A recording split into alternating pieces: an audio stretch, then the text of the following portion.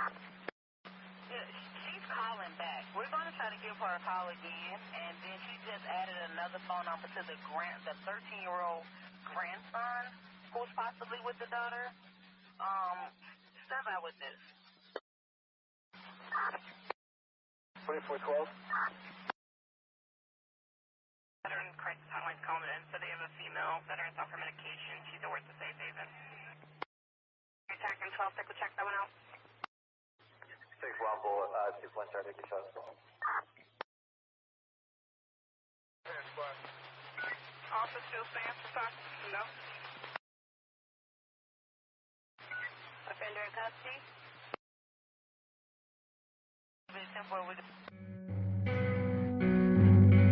Anyone else close? Might do the rest of let me know.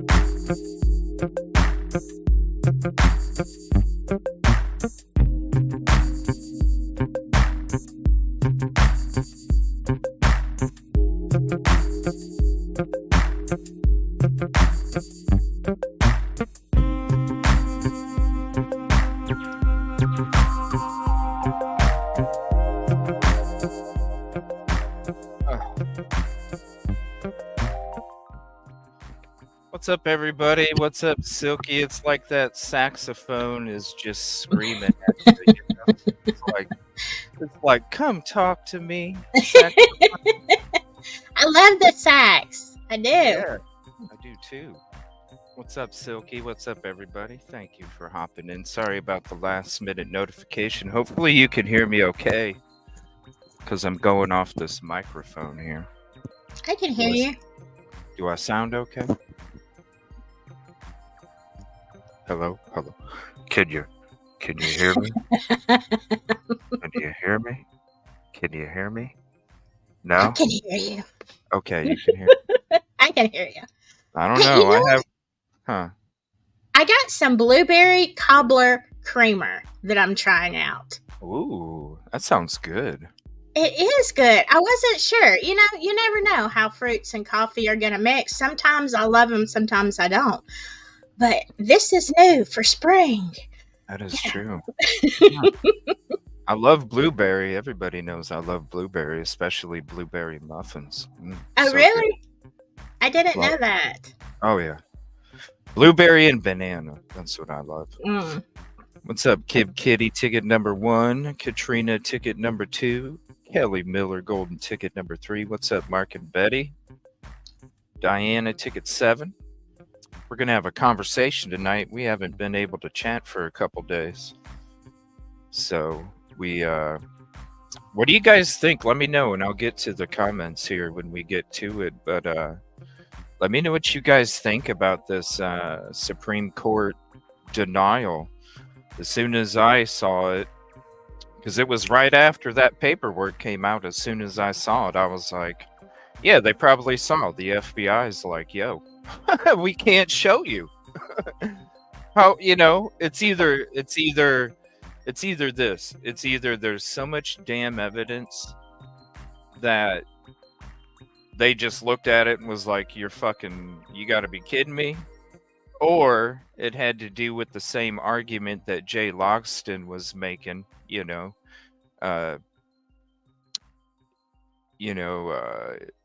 more than reasonable doubt for a grand jury. Or they looked at it and it said, FBI redacted. All right, there we go. It's one of those three. What's up, Joanne? Yeah, prayers to everybody that was affected from those storms last night. Holy crap. Did you get a little bit of it today, too? Because I know they're through the South. They had their own thing going on today. Yeah, it was mostly this morning. I woke up at 4 something with my phone, alerting me to stuff. And then I kind of went back to sleep. So I'm like, hey, well, Ain't nothing like tornado weather, taking a nap. Right. Well, we have it.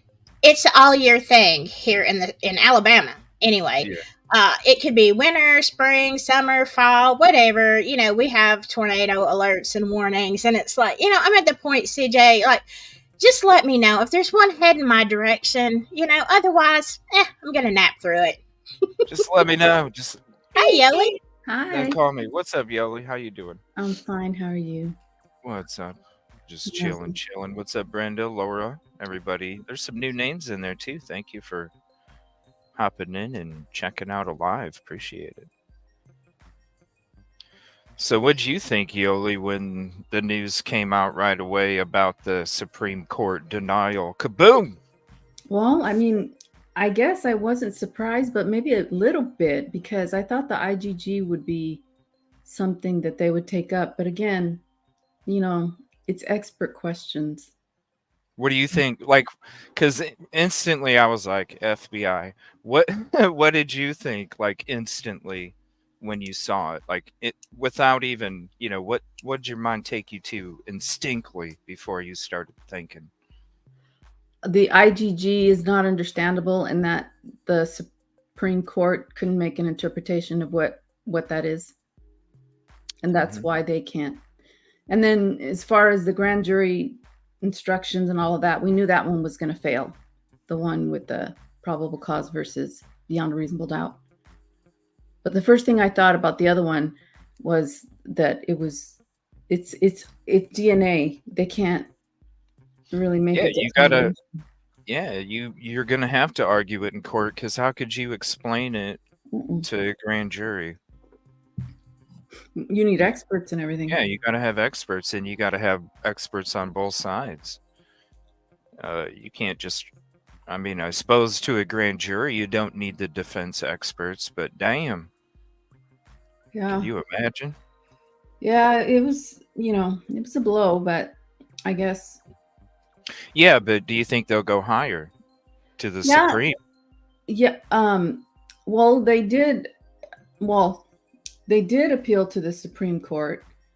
I think they bypassed the appellate when they did this, but It at said least Idaho Supreme Court. yeah, Idaho Supreme Court. Will they go to Yeah. the United States Supreme Court? Yeah, that's what I'm Yeah. asking. Oh, The I don't Supreme- know. I don't know if they'll do that now. Not on an interlocutory. No. But this doesn't preclude them from appealing on these same issues after if he's convicted. That's what I learned from the lawyer. After it doesn't. The reason why she had to do it now was so that she doesn't waive it, because if she hadn't done it now, then she would be precluded from bringing it up on appeal after he is convicted. Right, just trying to get everything crossed and dotted. Yeah. So that way, if he is convicted, she can say, "Hey, I did everything I could." And that's what defense counsel do in the death penalty cases. The father of Peter Tragels was on, and he talked about it, and he goes, "That's what you do." And then he asked him, "Well, do you get tired of just filing motions and they get denied?" He's like, "You have to. You have to preserve the record. You have to." So even though Logston was arguing some dumb shit, it's like, hey, you had to. You have to. You have to. Get it out of the way, Jay. Is that what it was? Yeah. Get it out of the way, Jay. Yeah, it's kind of depressing because you think you're going to be, filing all these motions and they're going to get denied. Yeah, but if you already know, yeah, you already know. What's up, Ninja?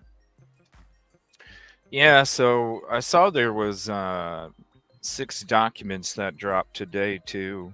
I didn't get to read any of them. Did you? I saw 3. Basically, they were just motions. 6 for me. 6 for me. Oh, motions to seal. Let's see these ones right here. Oh. I haven't checked into these ones yet. Motion to file Exhibit K attached to the defendant's 12th supplemental request. Under seal, Exhibit A, 4th motion. Yeah, basically 312 to 313. I thought that she was getting discovery, but it looks like that those exhibits might be what she's asking for in the 12th supplemental discovery. That's what it looks like. Under seal. Yeah, right. It's all under seal. Is it all under seal? It looks like it's all under seal. Order sealing under seal. Yes. 12th supplemental request for discovery. Okay. There's a 12th now. I know. There's not just 11. And then in the order for the denial of the appeal, it said that they were granting their motion to seal, because I guess it was for the record when she augmented the record, but then they just denied the appeal. It's like, why? What the hell? I don't know. And then it looked like there was a typo in the document that was issued by the Supreme Court. Which one? There's a typo? A typo. It really? says prosecution's motion or something like that, and it should have been defendant. Yeah, they're sloppy. Remember when Judge put like the wrong, what did he put on there? The wrong year or something? Wasn't it? It was like he put out what was it? It had to be maybe 6 months ago. He put out some document that had like a different date or something, and then it just sent the order. What was it? It was an order signed. Mm-hmm. something like that, and it just sent Twitter on a fucking buzz. It's like, oh my gosh, people! Like, Yeah, it was signed it's like called a clerical error. People make mistakes. We're human. it was signed like a day. It was signed like on the 24th, and the document came out on the 24th. Yeah, Something like that. yeah. It was something. It's like, oh my gosh! It's like, no. Sometimes you forget it's Tuesday and it's really Wednesday. It happens. You know, it's real life. Yeah, Pebbles, it was the wrong date. What's up, typically? 36. Everybody hopping in. Thank you. Sorry about the last minute notice. I appreciate the patience. The wrong warrant for Reddit. Yeah, like, you know what I mean? Shit, there's been fumbaloos ever since the beginning. That's why we all talk about them. You know, you have me saying that word on my channel, CJ. Fumbaloos. I know. And the sad part is I never even made a T-shirt for it, Silky. Dadgummit. You It's know? not too late. I know. The Or maybe I Fumbaloos. get a zip-up hoodie with Fumb and then a Lou. Lou. There you go. Oh my God. You gotta love the zip-up hoodie because that's why I love the zip-ups because Yes. like this ain't one, but I love zip-ups because you can control the climate. You know, like it can. Yes. You can control the climate, so why not? Yeah, those are my favorite too. Yeah. What's up? Appreciate you. Going to admit I'm crazy before I even say this. Has anyone ever thought BK could possibly be an informant? I mean, we've thought about it from the beginning of the case, really, but I don't know. It's kind of like this. If he's an informant, wouldn't there really be other witnesses? You know what I'm saying? Like usually there's it's more than just one person. There's usually some kind of group or something. I don't know. I don't know. I don't think high tech is crazy. To maybe BK was the cleaner. What's up, Crime Lines? The cleaner, the Bissell backpack. Yeah. He got there to clean. He got there to clean. Oh, Yoli, where'd we lose you? Where'd we lose you since the last show? You said you were going down some deep rabbit holes, and I said, "There's hot sauce in them. Be careful." No, I don't know. I just don't know anymore. It's just gone crazy. Everybody's like has all these theories, and he and well, I mean, we don't know. You know what I mean? We don't come up. I think those. I've always thought those are. I've always thought, I mean, you could go to my shows from 2 months old. I'm telling you, I always thought from the beginning those two were sketch as fuck. For real. Well, they I don't know. I just can't get it. I just can't get it out of my intuition or whatever, you know? Yeah. They keep getting off. Yeah. And it's like, especially when they were facing, I remember articles that they were facing humongous jail time. Humongous jail time, and all of a sudden, what, huh? Where'd it go? Where'd it go? That link does not work anymore. Oh, okay. Funny how that happens in some of these cases.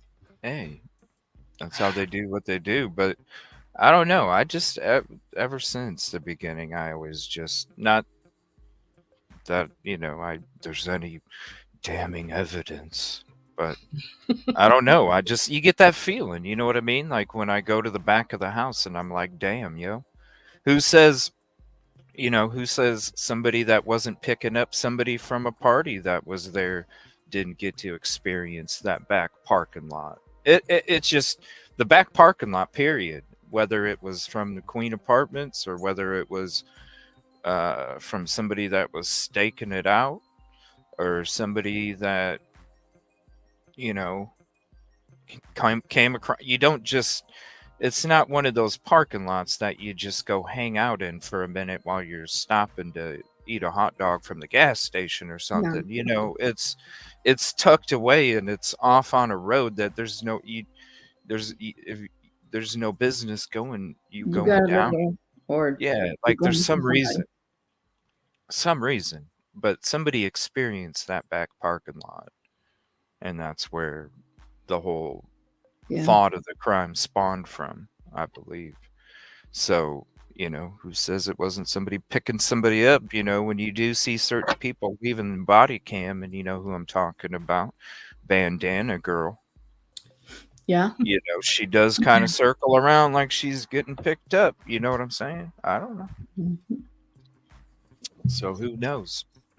All I know is when you sit in that back parking lot, you're like, yo, you don't have to be a rocket science, even if you're even thinking about like getting in the house or something, even if you're not thinking about committing that crime, but you're committing, the other charge that Koberger's being charged with, robbery. Or burglary. I mean, burglary, you know what I mean? Like you could shit, you sit in that back parking lot, you're like, yo, this would be so fucking easy. Like for real. I don't know. Especially the deck upstairs. Yeah. And Come on. to have burglary, they have to show that he entered the house. Like I haven't seen anything that shows him entering the house, like a video or that he took something. Oh yeah, that he took something from the house. Like the K-bar. We have one witness who identified him, and it was based on bushy eyebrows and not athletic but not muscular. Or what Yeah. was it? Something about Well, you know what? I kind of, ever since we started getting into when we started getting into the first responders being Sigma Chi from the University of Idaho and shit, you're the president. I'm starting to wonder, like, instead of calling 911, Sigma Chi Prezi is a EMS first responder. So why wouldn't you just call him over? Because you knew what Bethany was there. You knew what took place at the Sigma Chi party. I mean, hell, when we heard about the fight at the Sigma Chi party, we all thought, whoa, hello. You know what I mean? Like, planes don't just fall out of the sky. There's a lead up to events. Mm-hmm. So, who's to say they didn't reach out to him because he was a first responder? He was getting all these awards. He did get awards for, helping everybody through that crisis. And who says he's the one that didn't show up and try to explain to the EMS on the 911 call? Who says it wasn't him that was, talking to DM and BF, and that wasn't and that was regurgitated, Yeah. I mean, because it could be, it could be saying so and so stated, DM stated that this person looked like this and this, and it could be some, maybe not just suggested questions, but maybe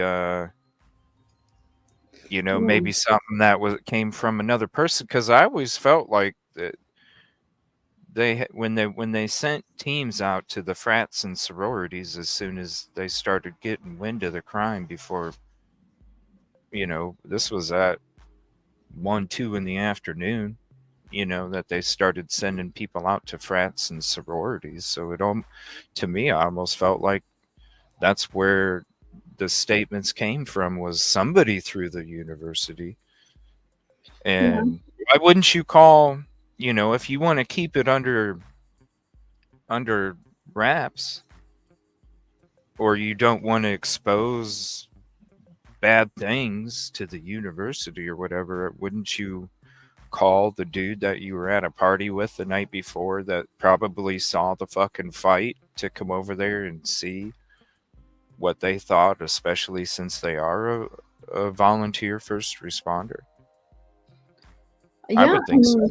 I even think that both of your theories are not mutually exclusive. Like, you could have someone hanging around there that lives there that's an incel, like you said, and is ready to attack. Or the church. The church incel, You could have someone like that, and then that person could have done it, and then the first responders could have come, the students, and tried to cover it up because it affects their school. It may not even had to have been anybody from the fraternity that did it, but in terms of covering it up, I think even both of those things could occur. But it's more likely the people covering it up had something to do with it. I don't know. That fight still. I don't know. That fight always will be in the back of my head. Nina Kelly, contribution call out. Give me 1 second.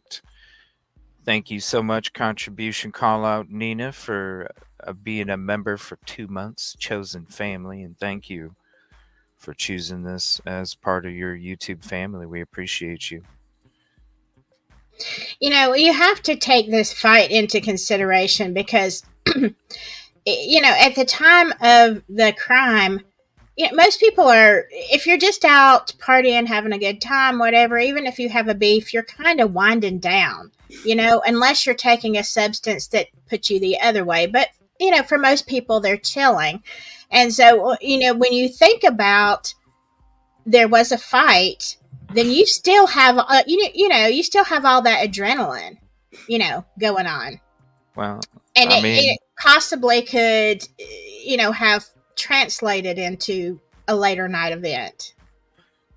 Well, the weird thing about the PCA is the PCA is worded as if Bethany sees them at Sigma Chi from 9 until 1:45 and knows that they got home at 1:45, because I feel like, how do you get there in less than a minute? You can't, even if you're running, but I doubt you're running.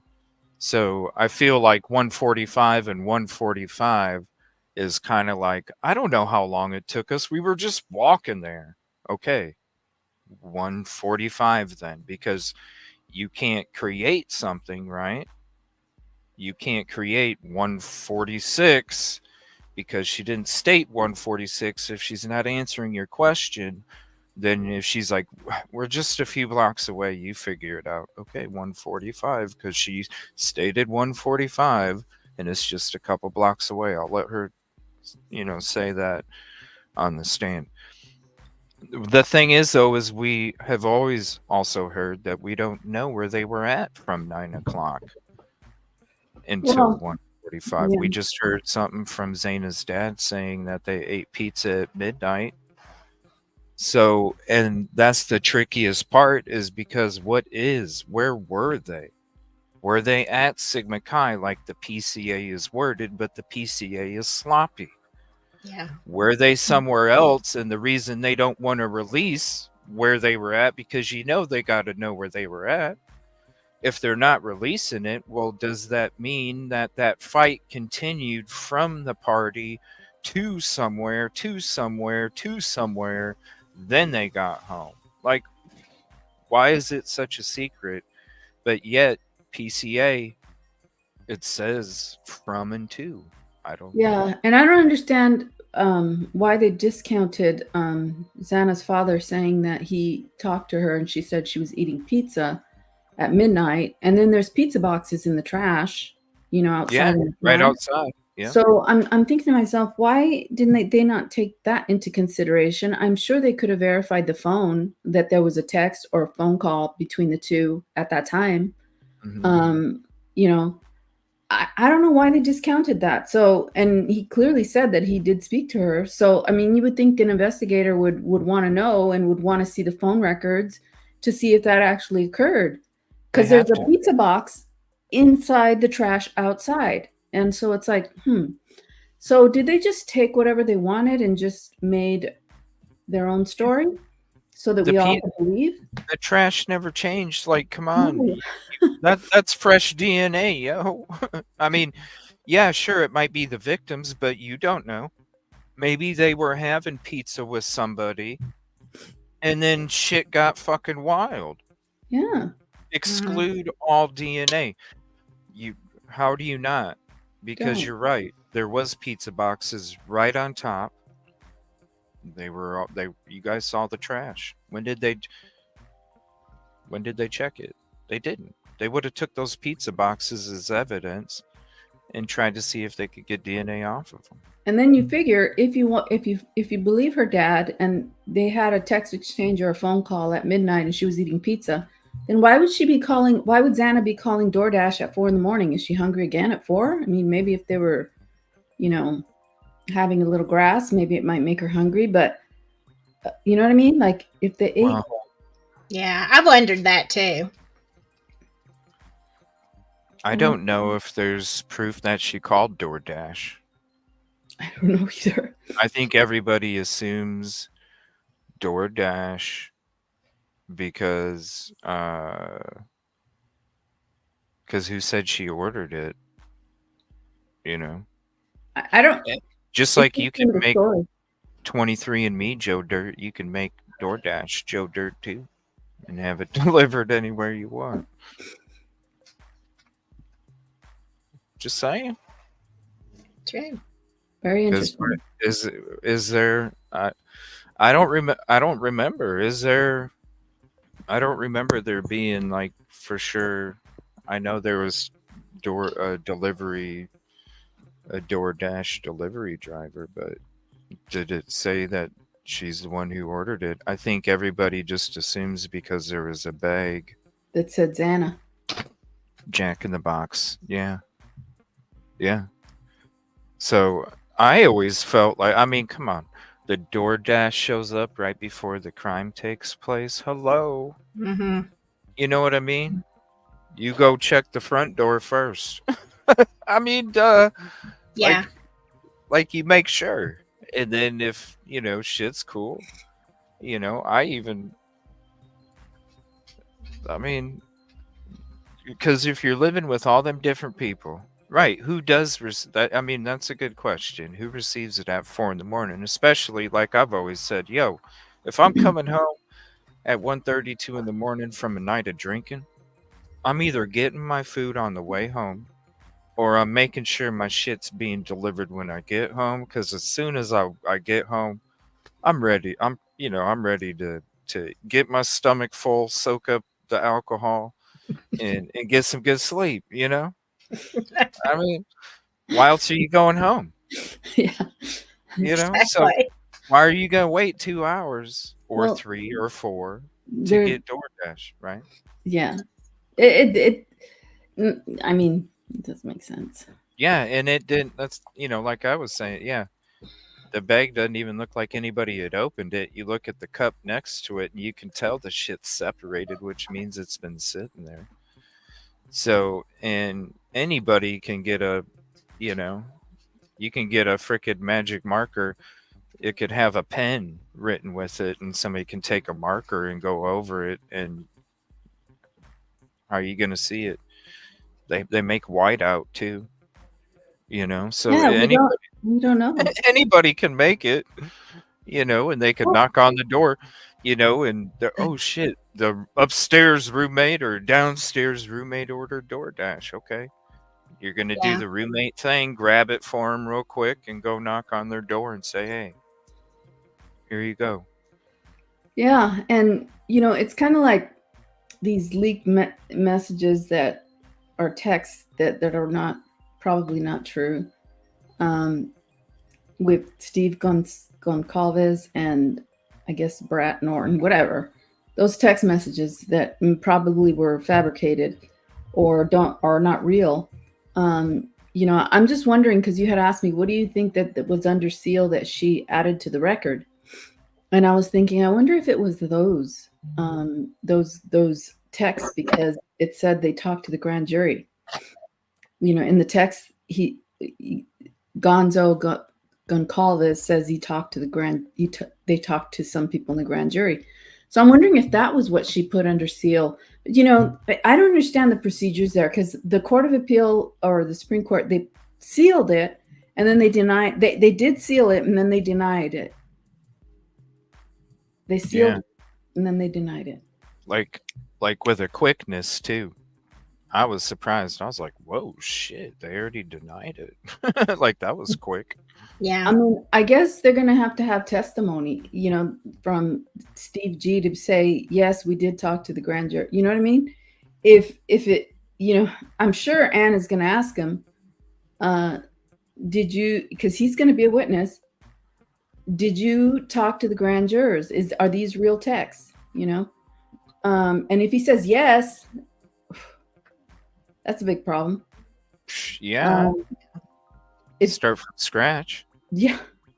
If he says no, hey, and then maybe they'll get what they want. Maybe that's what they want. They want the grand jury from scratch. Let's put BF. Let's listen to BF. That could be. That could be. Trying to get it reset so then they can make sure BF's testimony is heard while the grand jury is making their decision. Yeah. If they really truly feel that she has exculpatory evidence, a grand jury probably might change their mind if there really is. Yeah. They'd be like, wait a minute, where's the photo in the car? I just hate all this guessing. Huh? I hate all this guessing, the guessing. It's sealed motion. Sealed the motion by request of defense and then denied even hearing it. Correct. Yeah. I read the Idaho grand jury handbook, and a capital case punishment is really heavy. Oh, I bet. I mean, you're talking, up there. The punishment, yeah. If they would have listened to BF instead of indicting grand jury so quick, no, that might be true. That's what I mean. Like, what if, like what Yoli's bringing up, maybe that's what it was, is they're trying to show, like, look, this is pretty much tampering, if you think about it. And then we want to reset so we can have the one that we were trying to have up on the, to testify, in the grand jury, the preliminary hearing. Yeah. Because I've always, like, what could it be? That she saw more than one? I mean, that's the first thing you can think of, is maybe she had to have seen more than one then, if it's exculpatory. Or she knew them.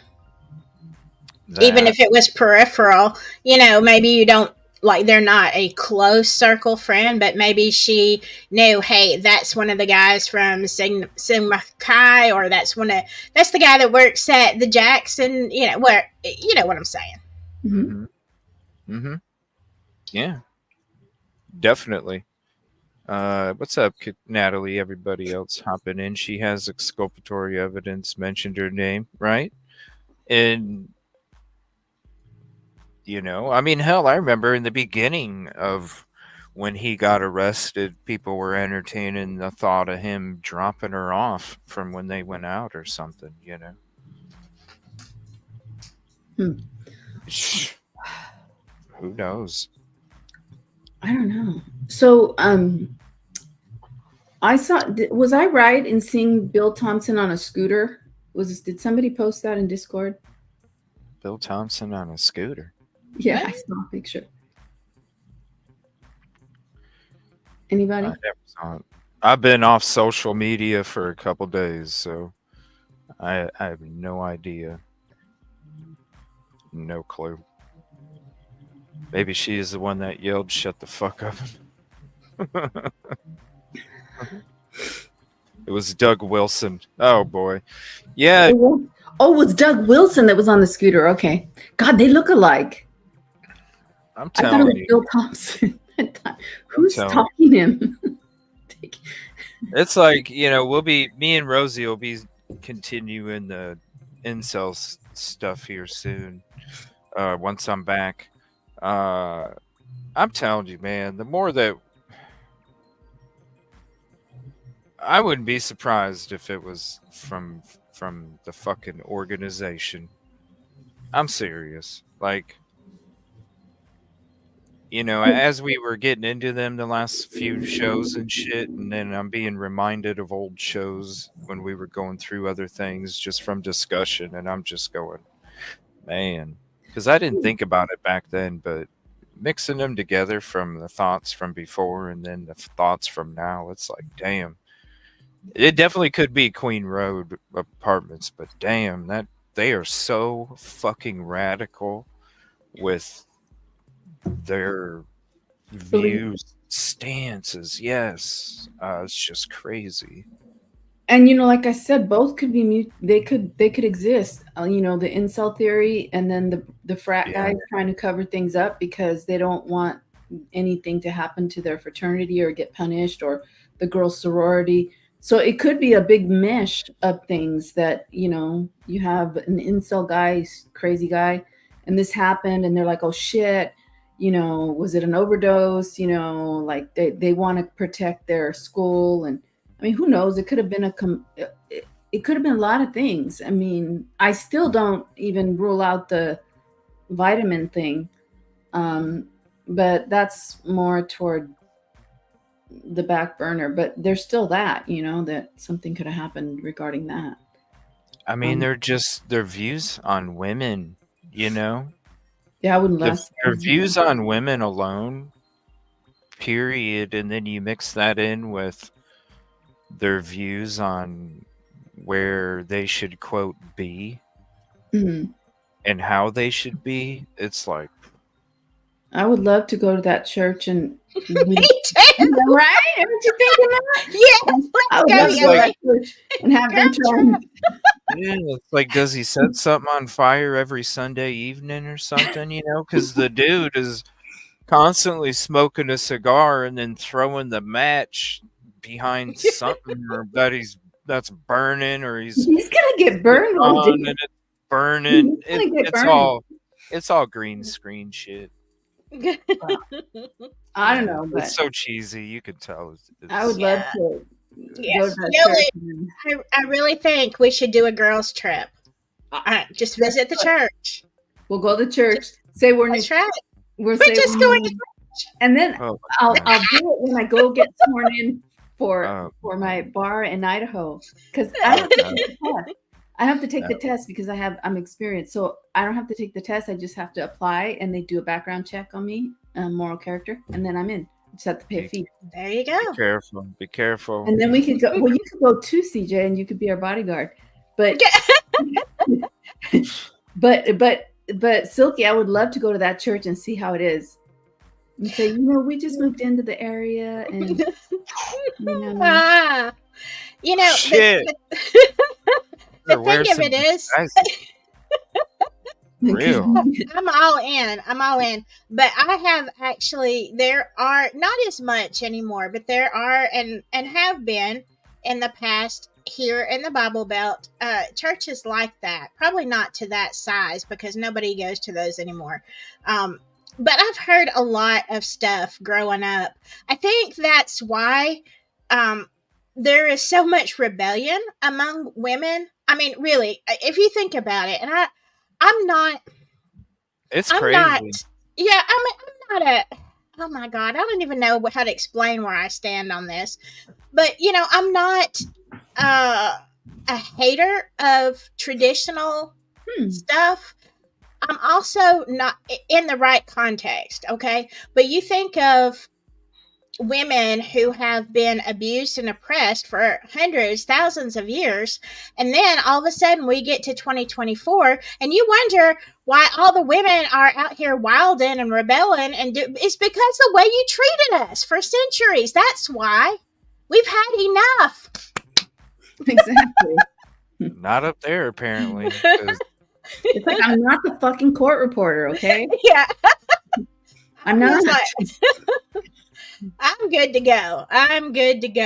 Well, it would be interesting to see, like how, because believe me, I've always had a problem with religion, and I never, not a problem. I mean, I believe in God. I think I believe in higher power. I respect those who go to church, and I think it's a good thing and everything. But the Catholic religion was just not something that I was gonna. Right.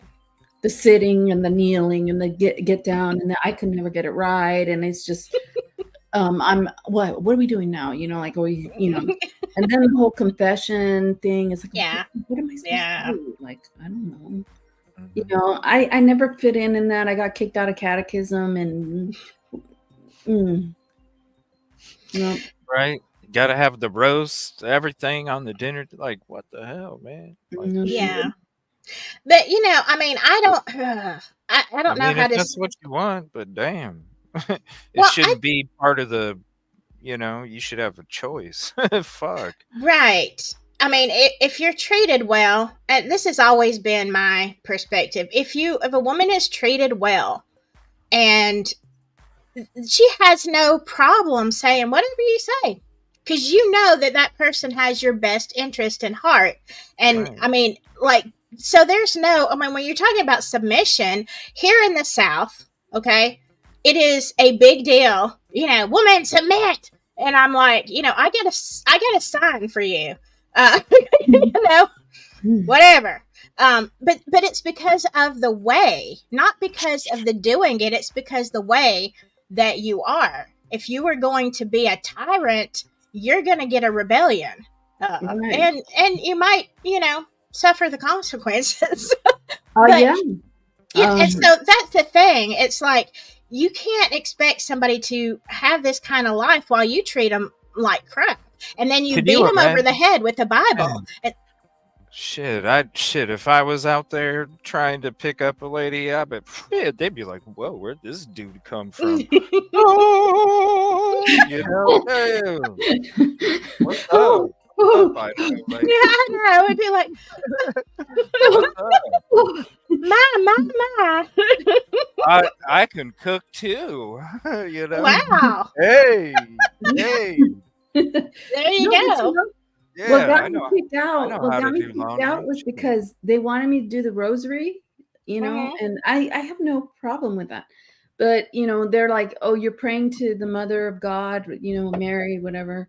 And I'm like, okay, but you just told us that we're not supposed to pray to any false God, only Jesus Christ and his Father. Right.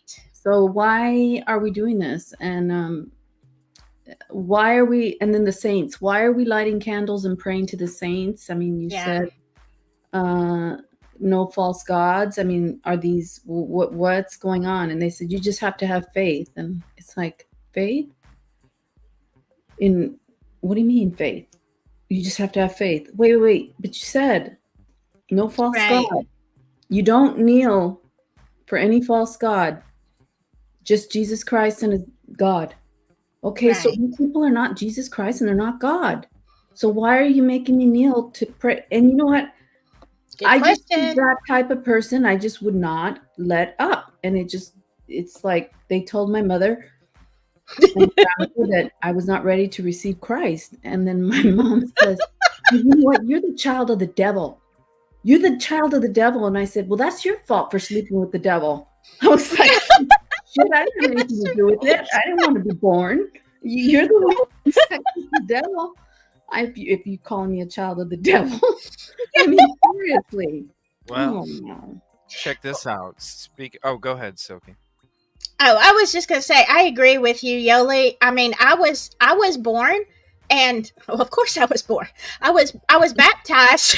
That sounded stupid. I was baptized Catholic. Okay, on my mom's side, and a long line of Catholics, and I too departed from the faith, but my mom actually converted when I was still a kid, and so we became Protestant. And I have that same. I don't. I am very. I'm a very spiritual person, and I don't mean on the dark side way. Uh, but I have a lot of questions about that because you're right. If Jesus said, you know, don't have any other gods before me, then who are these people? What's this Well, about? why am I kneeling down to the Virgin Mary and lighting a candle and praying to her? It's as And simple as 150%. I mean, that's what it is. You give everybody 150%. well, Are as you a are you youngster, not being the best person you can try and be while you're here? I'm confused. I was confused. I mean, I was a youngster and I was confused. Yeah. Isn't that what it's about? Being a good person? Yeah, I just don't know why they would say that you'd 150%. faith. I think it's not. I mean, it's not about what. I mean, yes, I think being a good person is a side effect of the relationship that you have with God. Because if you have that relationship, it's a natural effect. It's not a set of rules. The end game. Yeah, you know, that's the end thing. Game, no matter what religion it is, the end game is to be a good person, right? Yeah. No And matter I what just got caught up in the details, of what they were trying to teach me is what happened. And I just got caught up in it, and I was like, this does not make sense. And I'm not like this. I'm not okay. I'm literally, I really am confused, and what you're telling me does not make sense. And they couldn't explain it to me. If they could have explained it to me, like one person tried to explain it to me, and they said that you're praying, you're asking for help from someone who's close to God. I'm like, but that's your religion. There's plenty of other ones too. Why would I ask somebody? Why wouldn't I just go directly to Jesus or God? You know what I mean? Like it was a bizarre. I didn't understand it. I still don't. But yeah, I believe in a higher power. I believe spiritually that we all. I mean, you just have to be a good person and giving, and 150%. At the end of the day, that's what it means. I did my first communion. I didn't do my confirmation because they didn't accept me, and I was just rebellious and the child of the devil, I guess. That's what we would be labeled if we went to Idaho, yelling. The devil. Them two children, those two women of the devil. You with your it makeup on. Yeah. There you go. The Pennywise. Yeah. That's scary as shit. Yeah, 150%. You always be a good person. You always give somebody 150. Check this shit out though. This was crazy. Speaking of the organization, they came out with this video. I think it was a couple days ago here, 3 days ago, where it's Joe Rogan. He's referencing Joe Rogan. So now the Mr. Wilson is on the same level as Joe Rogan, or I should say Joe Rogan is on the same level as Mr. Wilson, because he didn't agree with him too much before, but he said some good things that align with what we're saying, and this is a message. I thought, oh wow, what a cool little 3-minute video. So far nothing was on fire, but he's using Joe Rogan now, so I think it's kind of funny that he's using Joe Rogan, because what are you gonna do when you put Joe Rogan in your hashtags? You're gonna fucking shoot right up, because everybody watches Rogan, right? So then you pop in Joe Rogan's fucking algorithm without even having anything to do with Joe Rogan. Yeah. I think we all want to be Joe Rogan, don't we? On here, well, most of us do. I do. I look at him as my idol, for real. That dude's he's accomplished so much.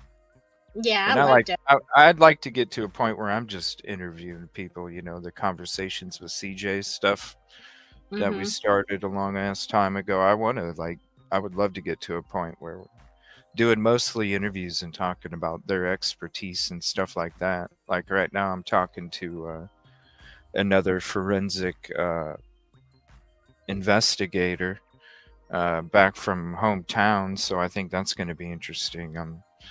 Be interesting to have her on the show here in the future. Somebody that with a degree in it, so that'll be sweet, having a forensic investigator on the show with us on panel in the future here. But yeah, he's sitting here comparing Joe Rogan here, and I'm just like, this dude is out of his fucking mind. So here's the link if you guys want to have it for yourself. Check it out. Christians have been accustomed to being dismissed as superstitious and uneducated, undereducated, that sort of thing. But the highly educated have now embraced high folly. And some people like Joe Rogan are noticing. Joe Rogan's noticing. Welcome to another reaction video. Joe Rogan's noticing Doug Wilson. Dude, you have such a high, elevated sense of self-worth. You know what I'm saying? Can you imagine Can you imagine? Like, dude's so cocky. He's like, yeah, you kiss the ground I walk on, motherfucker. Dude, how many views does this got? 18,000. I think Joe Rogan gets that in like 3 seconds. And Joe Rogan's looking up to him. Okay, here we go. Reacted to Joe Rogan a number of times, somewhat critically, but And he's in heard this you. clip, he's making some interesting comments that we thought we'd bring to you. But I think as time rolls on, people are going to understand the need to have some sort of divine structure to things. It's not a matter of time rolling on. It's a matter of time rolling over the top of us. So it's not the mere passage of time. It's the fact that in our period of history, the passage of time is the time in which everything is disintegrating. Some sort of belief in the sanctity of love and of truth. And a lot of that comes from religion. Jean-Paul Sartre once said that without an infinite reference point, every finite point is absurd. And that was true. Now, Sartre was an atheist, and so he consequently believed that every finite point was absurd. And Joe Rogan is coming to realize that everything is absurd. It sounds like some Galileo shit. It's philosophy, yeah. Just Wow. The flat earthers, and I'm Galileo. Okay, Gak. Absurd down here. And the reason for that is there is no transcendent infinite reference point. We need that divine place, and we need that divine place to not be within the space-time continuum. It's got to be outside. It's got to be outside the world. It can't be part of the historical process. A lot of people's moral compass and the guidelines that they've used to follow to live a just and righteous life has come from religion. And unfortunately, a lot of very intelligent people, they dismiss all of the positive aspects of religion because they think that the stories are mere superstitious fairy tales, that, you know, they have no place in this modern world, and, you know, we're inherently good and your ethics are based on your own moral compass and we all have one. And that's not necessarily true.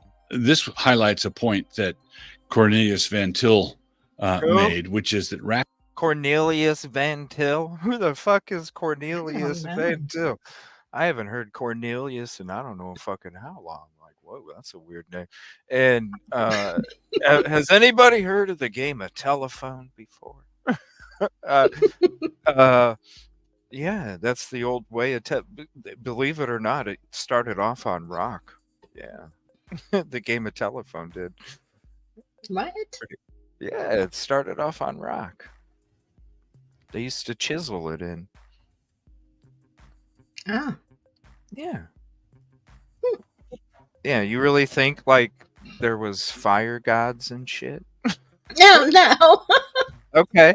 Well, that's your first game of telephone. Right? Because as we started to evolve, we were like, no, that's not a god, that's a planet. You know, like that's actually a substance of something there. Yeah. Yeah, you know, they were different gods and shit. And now you know, that's where all the what do you call it? The astrological shit. Mm-hmm. Yeah, that's where all that shit comes from, is different Greek, you know. So yeah, that was your first game of telephone. Hey, guess what? This guy is a god of fire. Whoa, okay, yeah, he did this and he did this and he did this. And then they chiseled that shit, you know, and then it got passed on, and then when we actually had telescopes and we could see, we were like, wait a minute, that's a planet. Yeah, that's right. Right? Greek gods, yeah. But So it doesn't mean that just because you have a telescope and you can see it, that it's not something that means something else to somebody else. Like, that's a god and we see it as a planet. No, I'm saying everybody on the planet at that time thought it was a Greek god of fire. But as we evolved and we actually were able to see beyond you know, uh, our what we could, our own eyesight, then we thought, oh shit, those aren't gods; those are actual planets. Unless you're talking about my eyesight, which no, I know what you mean, CJ. I'm just being silly. Yeah. It's your first misinformation. Yeah. That is true. The first misinformation could have been some caveman coming back to his cave wife being like, like the one that he just knocked down was 10 pounds heavier. That could be your first misinformation. He bullshitted when he came home how big the fucking animal was, Of course he did. They have to impress their little cave wives. Yeah, I lost 10 pounds of meat, babe, because there was an alligator that damn near bit my leg off too. Like he'd make up some fucking story or something, right? Of course, or else she's gonna run off with the guy who can bring, the saber-toothed tiger home. That's right. That's right. I'm tired of messing with these damn turtles. I want a saber tooth, honey. Geico caveman, yeah. The real cave wives. Uh-oh. Uh-oh. All right. Yeah, so it's Joe Rogan's noticing Doug Wilson. Here, let me go back to what he was saying here. This shit's funny though. People, they dismiss all of the positive aspects of religion because they think that the stories are mere superstitious fairy tales that they have no place in this modern world, and we're inherently good and your ethics are based on your own moral compass and we all have one, and that's not necessarily true. This highlights a point that Cornelius Van Til made, which is that rationalism ultimately ends in irrationalism. There is these people who think that Christian believers are superstitious and following fairy tales. At the end of the day, they're the ones that say men can chest feed a baby as well as women can, or men pretending to be women can pull that off, and so forth. That is the end result of. Holy fuck! Can you really do that? I don't know. I mean, That's serious. I don't know. Hold on, is that true? I don't know. What do they do? Put like little millimeter tubes through your fucking chest, and then you enter the milk from the back or something, or what? How does that work? No, for real. How does that work? Yeah, I don't know. This is the first I've heard of it. I mean, I know I have seen a device where, like, a guy can have a fake prosthetic and fill it, I guess to bond with the baby. But this is like a regular, dad. Whatever, but bonding. So I don't know. Whatever floats your boat. I was just wondering, is this? I mean, okay, if it's a device, whatever. But I mean, whatever. I don't know if that's what they're talking about, or something more complicated. Well, I've seen that they could get a bag that mimics the mother's, breast and has milk in there with the little. Or can they take?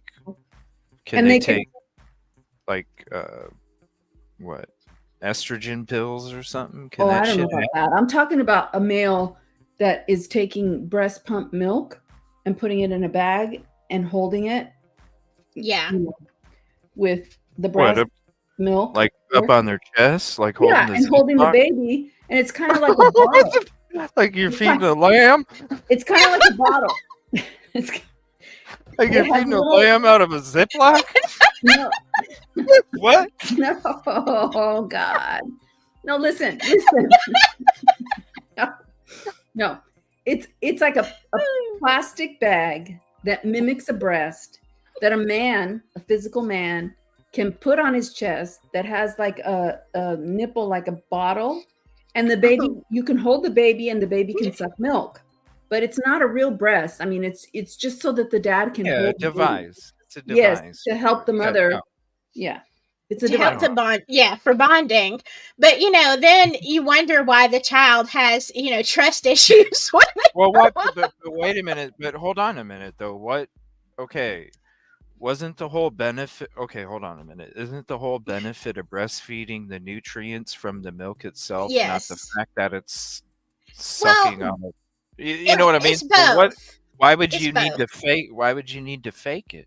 Okay, so you pump the milk, the mother's milk that has all the nutrients. You pump it into a bag. Yeah, I understand how it works. Yeah. So I'm that not asking. that bag is given to the father, and there's like something that the baby can suck on to get the nutrients when the Yeah, mom I know. is tired, like the mom has soreness and everything. So it's Yeah. Or well, then just what's wrong with for that? There's I I mean, mean, whatever. no, The I baby mean it's usually has its eyes closed when it's yeah, there's nothing No. wrong with that. That's what I'm No. saying. There's nothing wrong with that. I don't know what he's talking about a That's what I want. genetically male giving. Yeah, that's what I was wondering. What Yeah, is no, he I don't know talking about that. about? Is there is that real? Can that shit happen? That was the main question. Can that shit happen? Like, do they take drugs? Or I don't know. I wouldn't imagine the drugs would be good for a baby getting I don't nutrients. know. That'd be fucking weird. don't think so. Pharmaceuticals you pump through. But what's, other than that, if he's talking about it like this, I imagine he's talking about two dudes. So I wasn't even thinking about the dude helping a wife. Yeah. I'm looking at it like what he's probably talking about, a dude and a dude, and that's where I'm like, well, why would you need to mimic that? Because that's not what's oh, you know what? Guess what? I'm gonna learn how to ride a bike quicker because I was sucking on a tit instead of getting my milk from a bottle. Like that doesn't you know what I mean? That's like it doesn't make no damn sense. So why are you mimicking that? If you know what I mean? Like you already got the nutrients out. If you're asking me, you're contaminating the nutrients even more by rerunning through the fucking pump. Yeah, Like, I mean, Hit the middleman and give him the straight shit. Yeah, I don't know about. I don't know. I I don't mean, like, know either. I could learn how to ride a bike quicker because I was breastfed. Okay. No. Okay, sure. Sure you could. What study was that, I mean, Watch, And it's does- gonna yeah. be one. It's gonna be one now. How many children were able to ride a bike by the age of 6 that were breastfed and not? I was not. I was in an incubator for 6 weeks. There you go. Nobody Uh, paid attention to me. No, I could ride a bike at 6, and I was also a bottle baby, and I rode a mini bike a week after that. So, so it doesn't have anything to do with that. Yeah. But I was premature a month and a half, so Yeah, I weighed Yeah. 2 pounds when I was born. I weighed 2 pounds. we were all fucking We're all fucked up. we were all like 3 people behind from the get-go. Right? We were. It's probably why we have the drive we do, honestly. Probably. I mean, Probably, yeah. Because we weren't the normal Niner. We were something a little different. What's Yeah. PG, the conversation? All right, hold on. Let's play some more of this. He's almost done talking about this Is bullshit. that rationalism ultimately ends in irrationalism. There is these people who think that Christian believers are superstitious and following fairy tales. At the end of the day, they're the ones that say men can chest feed a baby as well as women can, or men pretending to be women can pull that off and See so what I mean? forth. That is the end result of their vaunted What is the rationalism. point? What is So the point? Christians have been accustomed to being dismissed as superstitious and uneducated, undereducated, that sort of thing. But the highly educated have now embraced high folly, and some people like Joe Rogan are noticing. We need Jesus. I think for real. Like if he came back now, it'd be great. Like Jesus, if you're thinking about coming back, right now. Now's That's from a completely other interview that wasn't even talking about it. If you look at the guests and you pay attention to what their voice, this is a clip right at the end where they were probably talking about fucking UFOs or something. And then he looks at the camera like, yeah, this is And a blunt through the show and shit, and we're about to end it. And he's like, yo, the fucking aliens are dropping from the sky, man. We need Jesus. Like, what the fuck? Joe Rogan's listening. Okay, Mr. Wilson. Insane. It is, isn't it? Yes. I was just like, man, you can, like, who, huh? Joe Rogan. No, dude. All right. Some people just have lost their whole touch with reality. This guy is one of them.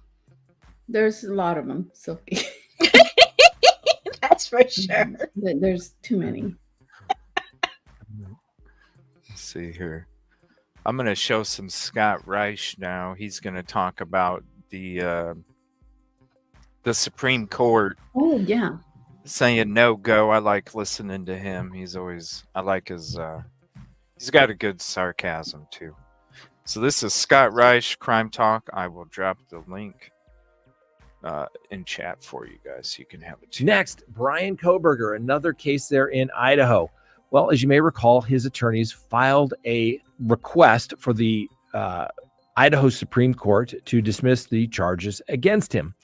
And the Idaho Supreme Court denied that request. And as you may recall, defense attorneys for Brian Kohberger filed an interlocutory appeal to try and see if they could resolve the issue with the Supreme Court as it related to the denial of the motion to dismiss the case against Brian Kohberger for irregularities in the indictment. I gotta pause it real quick, y'all. I am calling my mom. I am calling my mom because I don't know if I was breastfed. She said, Jackie, what the fuck? You're 44. I'm sorry, Mama. I'm sorry, Jackie's mama. It matters, Mom. No, it may not matter. Jackie, you can record this real quick, okay? Jackie's mom, I apologize. There you go. Give her a timestamp, Jackie. Oh my God. Wow. You're fine. You're fine. We're all good. Look, see how we turned out? Yeah. We're on YouTube. We're talking about stuff. Hey, I did learn how to ride a bike pretty quick. Just saying. So did I. Just saying. Just saying. Did I start a couple fires too? Yes, I did. But I learned how to ride a bike real quick. I did too, yeah. Yeah, I was so curious. Oh, I was so curious. Yeah. Okay, here we go. I wouldn't want me as a child, that's for sure. Yeah, for sure. For sure. For sure. Thank God. Thank God. Because they say you have it worse. Now, I was one of those lucky ones. I appreciate it. All right, here we go. Back to this. Kabam, real quick. Next, Brian Kohberger, another case there in Idaho. Well, as you may recall, his attorneys filed a request for the Idaho Supreme Court to dismiss the charges against him.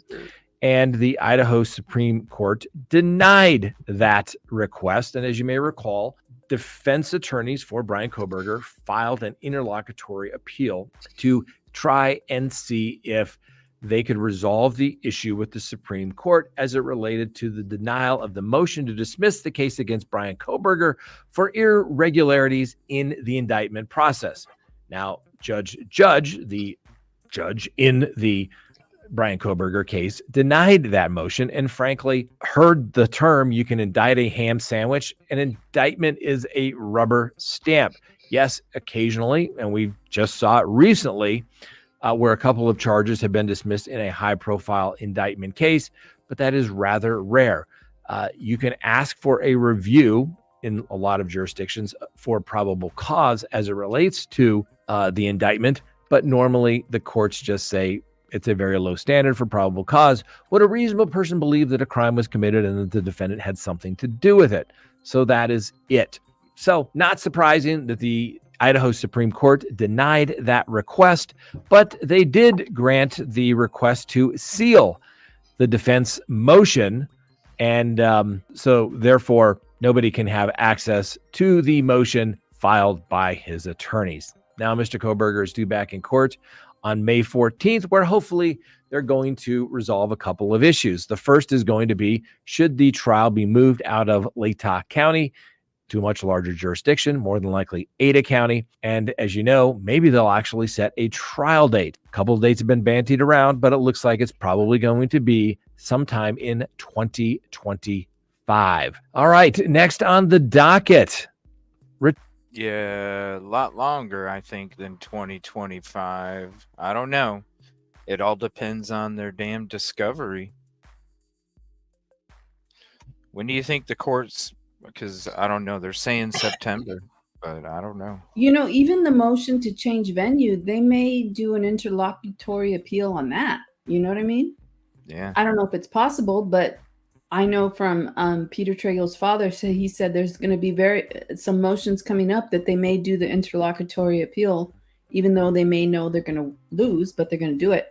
So, I mean, what the hell? It's going to go on forever. And you know what? It's like these serial killers that are, by the time they're put to death, it's been 20 years, 30 years they've been on death row. Mm-hmm. Can you imagine? I can't imagine how Christie's going to be if BK gets off, man. She's going to be devastated. Well, I mean, I don't know. I would. Shit. I don't know how I would act. I don't know how I would feel with all of this going on in my. Yeah. I don't know how I would feel. That's the thing. I mean, I can understand, but at the same time, you wouldn't want someone else's child to, have a death sentence if they're not guilty. Right. You have to think. For sure. I mean, I'm sorry, Jack. I know it's hard. It's hard to pull it all together now. I am done. Yeah. No. Yeah.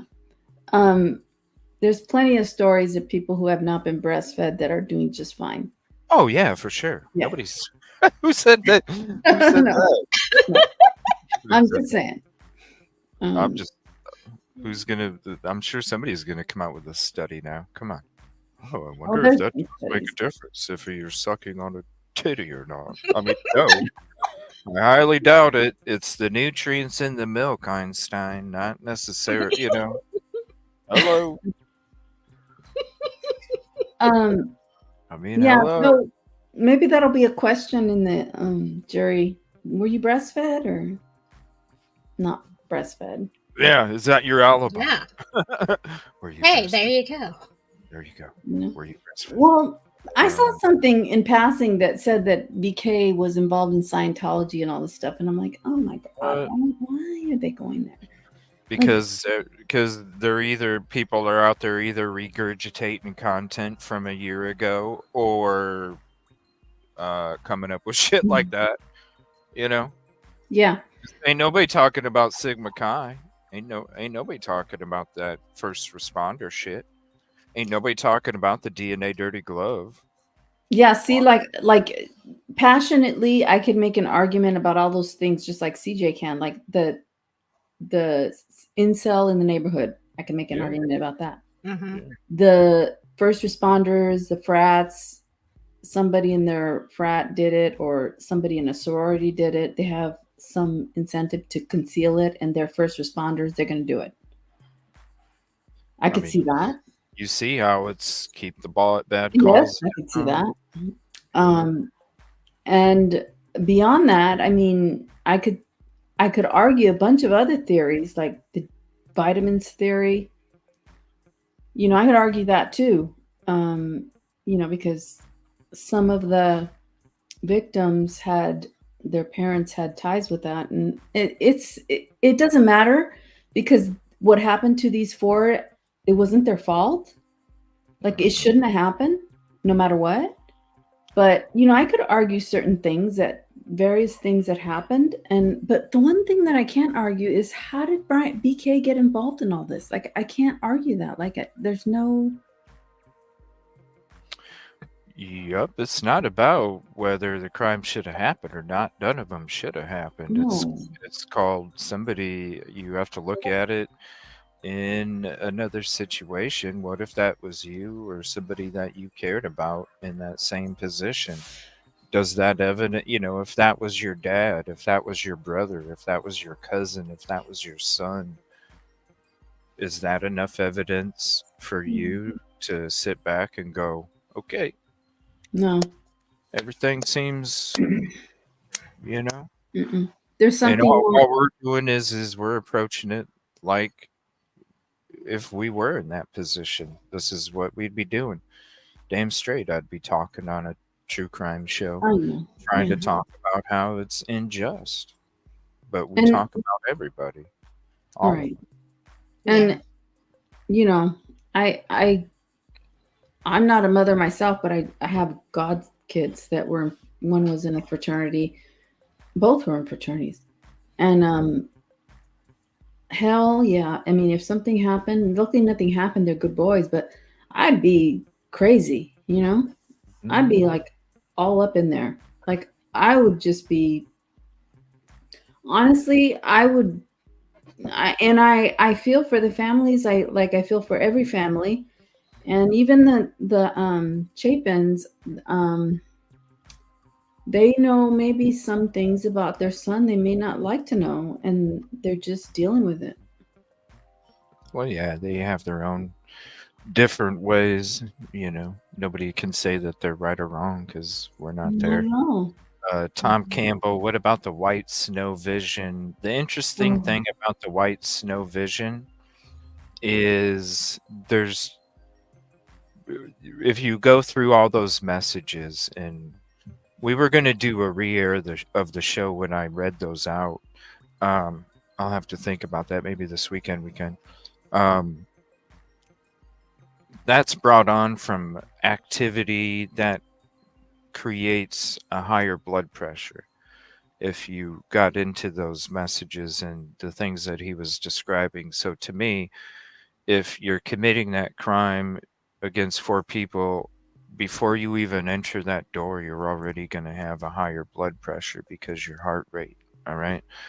So if not saying you couldn't do it, but when we see the different visuals that we've shown over time, what visual snow looks like for somebody as regards to somebody that doesn't have that, it's a humongous difference. You add darkness to it and you still can be tunnel vision because, a lot of it goes towards the outside, but at the same time, man, you to be able to commit that crime that effectively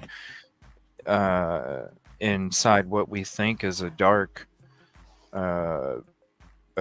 unit, that would be a hell of a task, number one. And I don't think somebody would have been stabbed more than 50 times if they were worried about visual snow.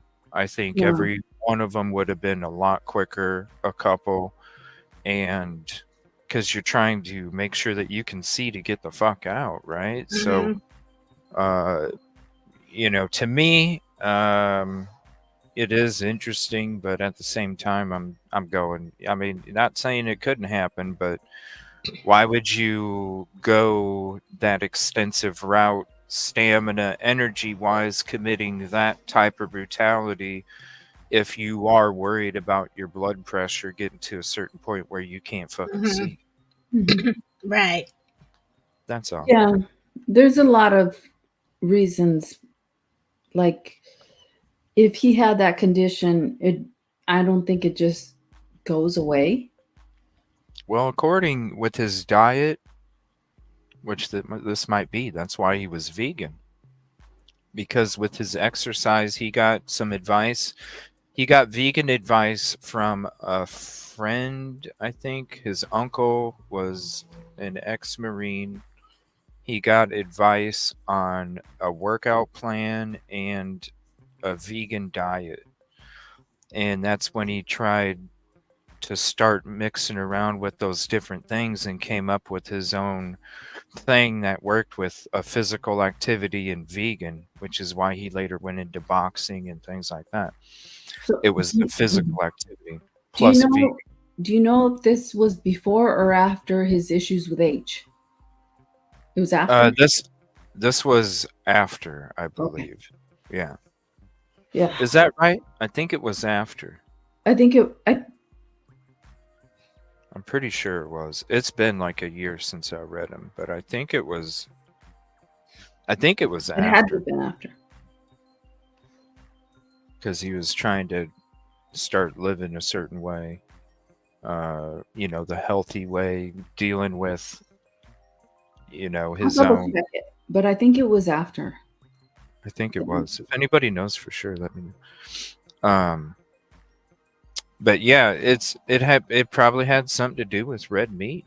There was some, who knows, with all the allergies that we have nowadays.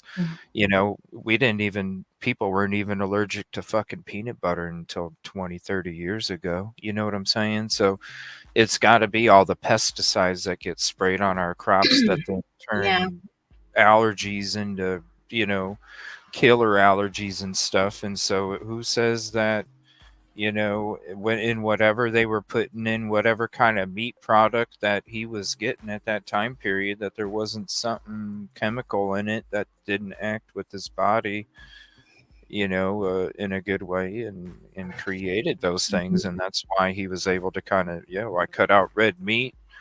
All of a sudden my body's cool. Well, he seemed determined. In other words, like he was proud of those things, that he lost weight. Like it takes commitment to lose weight, like to get in shape. And he put that in his application to the police, that was one of his strengths, that he committed himself to lose weight.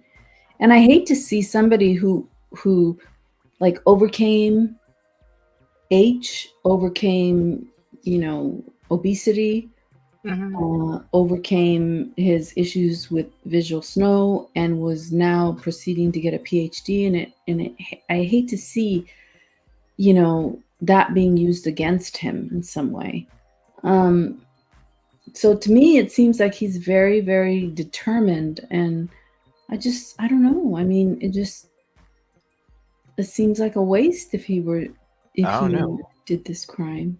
With what he overcame, hell, if you guys remember going through those, if you were on another show or you were here, to me, the dude was reaching out for help because you saw he was at his last wit's end trying to figure out what the fuck was going on when it came to all the visual stuff and all that shit. I can't imagine. You know what I mean? Like, can you imagine walking around seeing fucking rice pellets flying all over your fucking whatever you look at? It would drive you fucking nuts after it did, Right.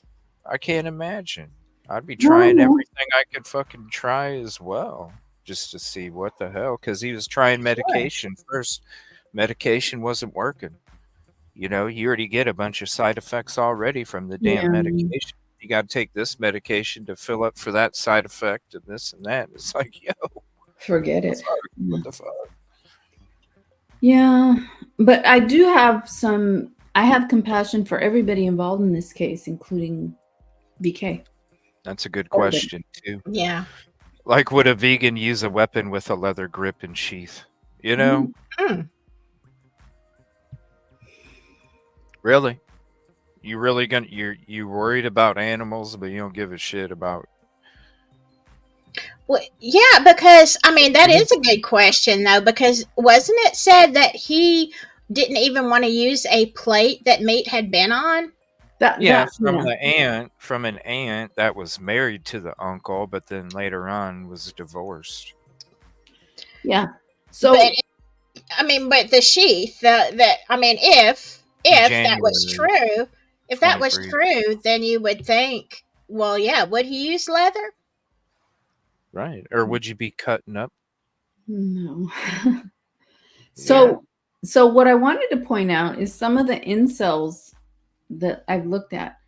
That, I mean, shooting is like their thing. And I'm only basing this on the Santa Barbara shooter. You know, the Santa Barbara guy that went on a rampage in Santa Barbara. He was shooting everybody. And he was I think he labeled himself an incel. And so I worked on that case, on the civil case. The families were trying to sue the county. I worked briefly on that. It didn't go anywhere because they have so many immunities. But the expert on another case that of a family that was suing for that whole thing had said that incels don't get close to the bodies. Like they're shooters, like basically shooters or bombers or things like that. And I don't remember his name. So, if I knew Elliot Rogers, that one? Who? Elliot Rogers? Elliot Rogers, yeah. That he went on a shooting spree. And then in the case, the civil case that I had, which didn't go anywhere, it was one of the parents' daughters that was shot.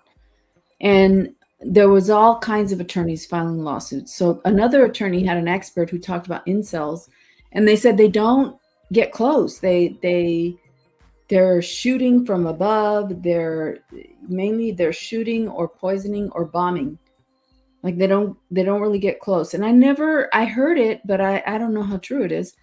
But if that's the case, then maybe it wasn't an incel in this case, but that doesn't preclude it. It's just an interesting thought, like, because a lot of these experts, they're just going by studies. Like, they do these studies and here it is, but they don't account for the bell curve where somebody is outside the bell curve. Like, here's the norm. Right. But there's also outside the bell curve. And a lot of things could be happening outside the bell curve that are significant. Like, an incel going in there and just stabbing everybody because they're from the Christ Church and they can't handle these women, partying and having all these men at the house, that they lose control and they don't go in there and shoot. They go in there and like do physical stuff. It's because they weren't breastfed. Possibly. Who knows? Yeah. Who knows? I don't fucking know. Shit. But I mean, when it comes to I don't know. You go to that back parking lot. To me, Absolutely, and it could be both theories that are correct. That you have on the one hand, you have fraternity students who work as first responders and who know that their university has to be protected, and then on the other hand, you have some creepy dude that lives there and is stalking everybody and does this unaliving. And then you have these students who they don't know who did the unaliving, but they're freaked out and they want to cover it up.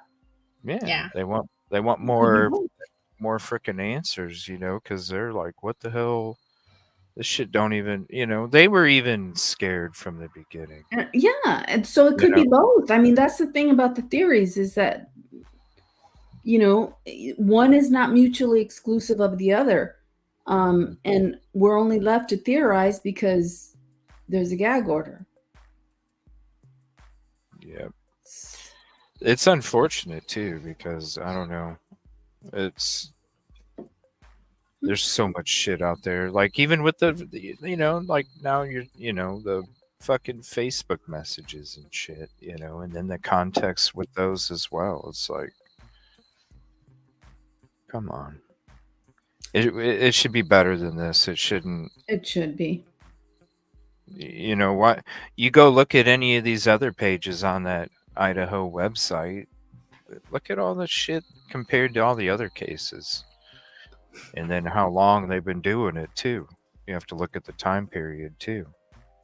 And then you have president of the university, Mr. Green, who's really how should I say?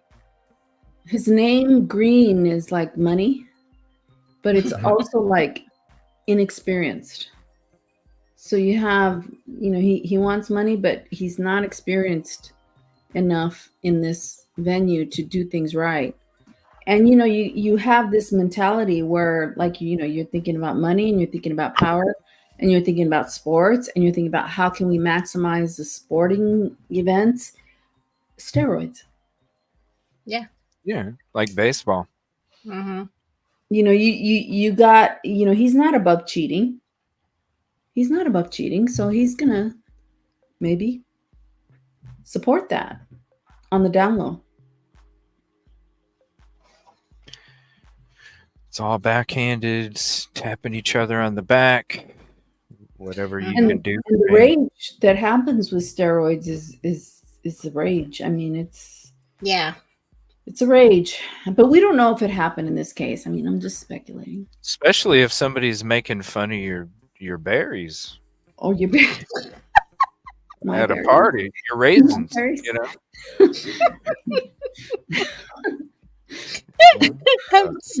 No, the berries, the guy's berries.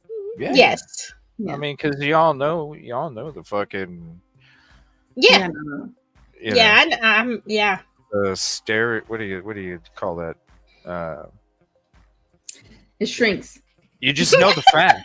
You just know the facts. The balls shrink. Yeah, they're raisins. You know what I mean? Also, when it's cold, they shrink. But used to be a grape. It's cold in Moscow. So could be. No, that's what a raisin is. It used to be a grape, right?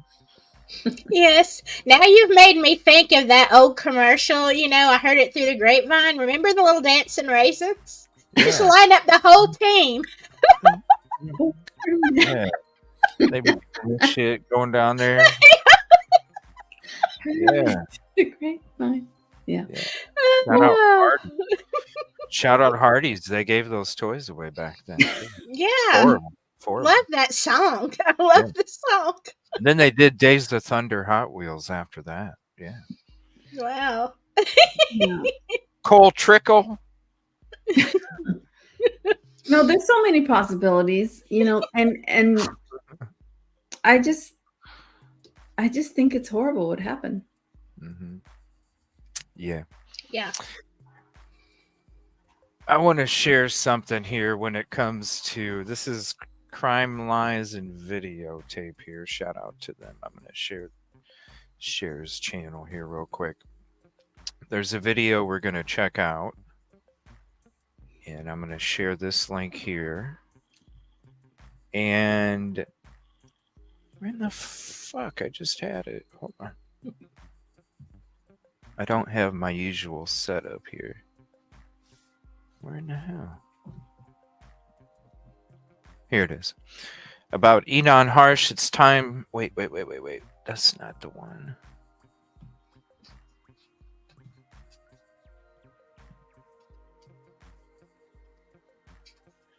Hold on 1 second. Damn it. I hit backspace and it was supposed to take me back to where the video was at, and now it took me back to the top. There it is. Too many coincidences. Enon time arrival match. Kaylee and Maddie with rideshare biscuits. So we're gonna. Yes. So we're going to share this real quick here. Hey, everybody. Welcome. Let me pause it real quick, and I'm going to throw his link up there. And hello, Michelle. Yeah. What's up? How you doing? All right. So we're going to check this out. Shout out. I can't wait to have him on the show. What's up, Sudi? Everybody hopping in. Thank you. I can't wait to have him on the show. Yeah. And biscuits. Yeah, so check this out. Shout out, Doc. Appreciate all your hard work here. And check this out. This has something to do with the rideshare, with like kind of what we were getting to a little bit ago. Go back. Everything you see in this video is all allegedly pure speculation, going off my gut feeling, a hunch, and don't run with what I say. Yeah, let's continue. Shout out, Doc. Too many coincidences. Following the crumbs that lead to the biscuits. So where I left off is biscuits sound good. San Francisco, right? And I showed my work on that and how I discovered that where I had followed his street signs that you see right here during multiple videos that he posted on TikTok, along with a speedometer. And then I showed everybody where his favorite spot is to park. All right. And I showed that on the 360 view with great hues right here, that it's in this area close to this first stairwell. So we're pretty much all caught up, guys. You guys are with me. Like I said, I do appreciate you sticking with me. And as I go slow, I showed two interesting cars that resemble white cars. I mean, could easily be said to be the cars that circled Linda Lane. I mean, this one, I mean, you could see the rooftop and stuff like that, but also, you know, I showed where, oddly enough, that car that's parked there looks just like a car that was passed in the body cam. All right. At 3 a.m. the night of the crimes. Now, I want to show one more important detail before I move on to the next category on the list, and that is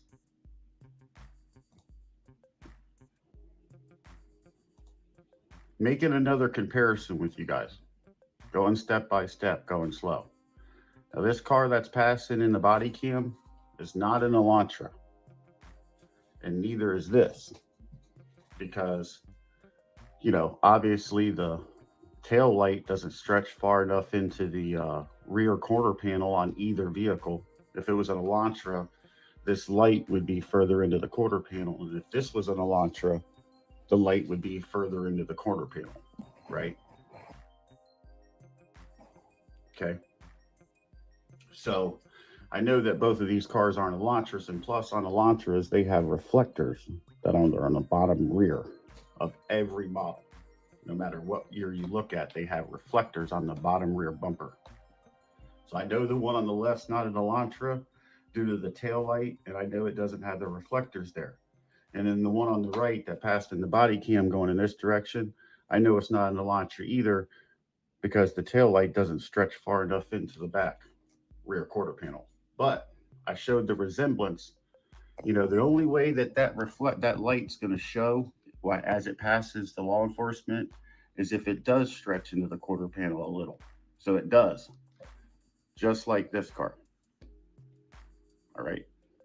But also, you see the slant, like the downward slant in that front, where the front window goes in a slant.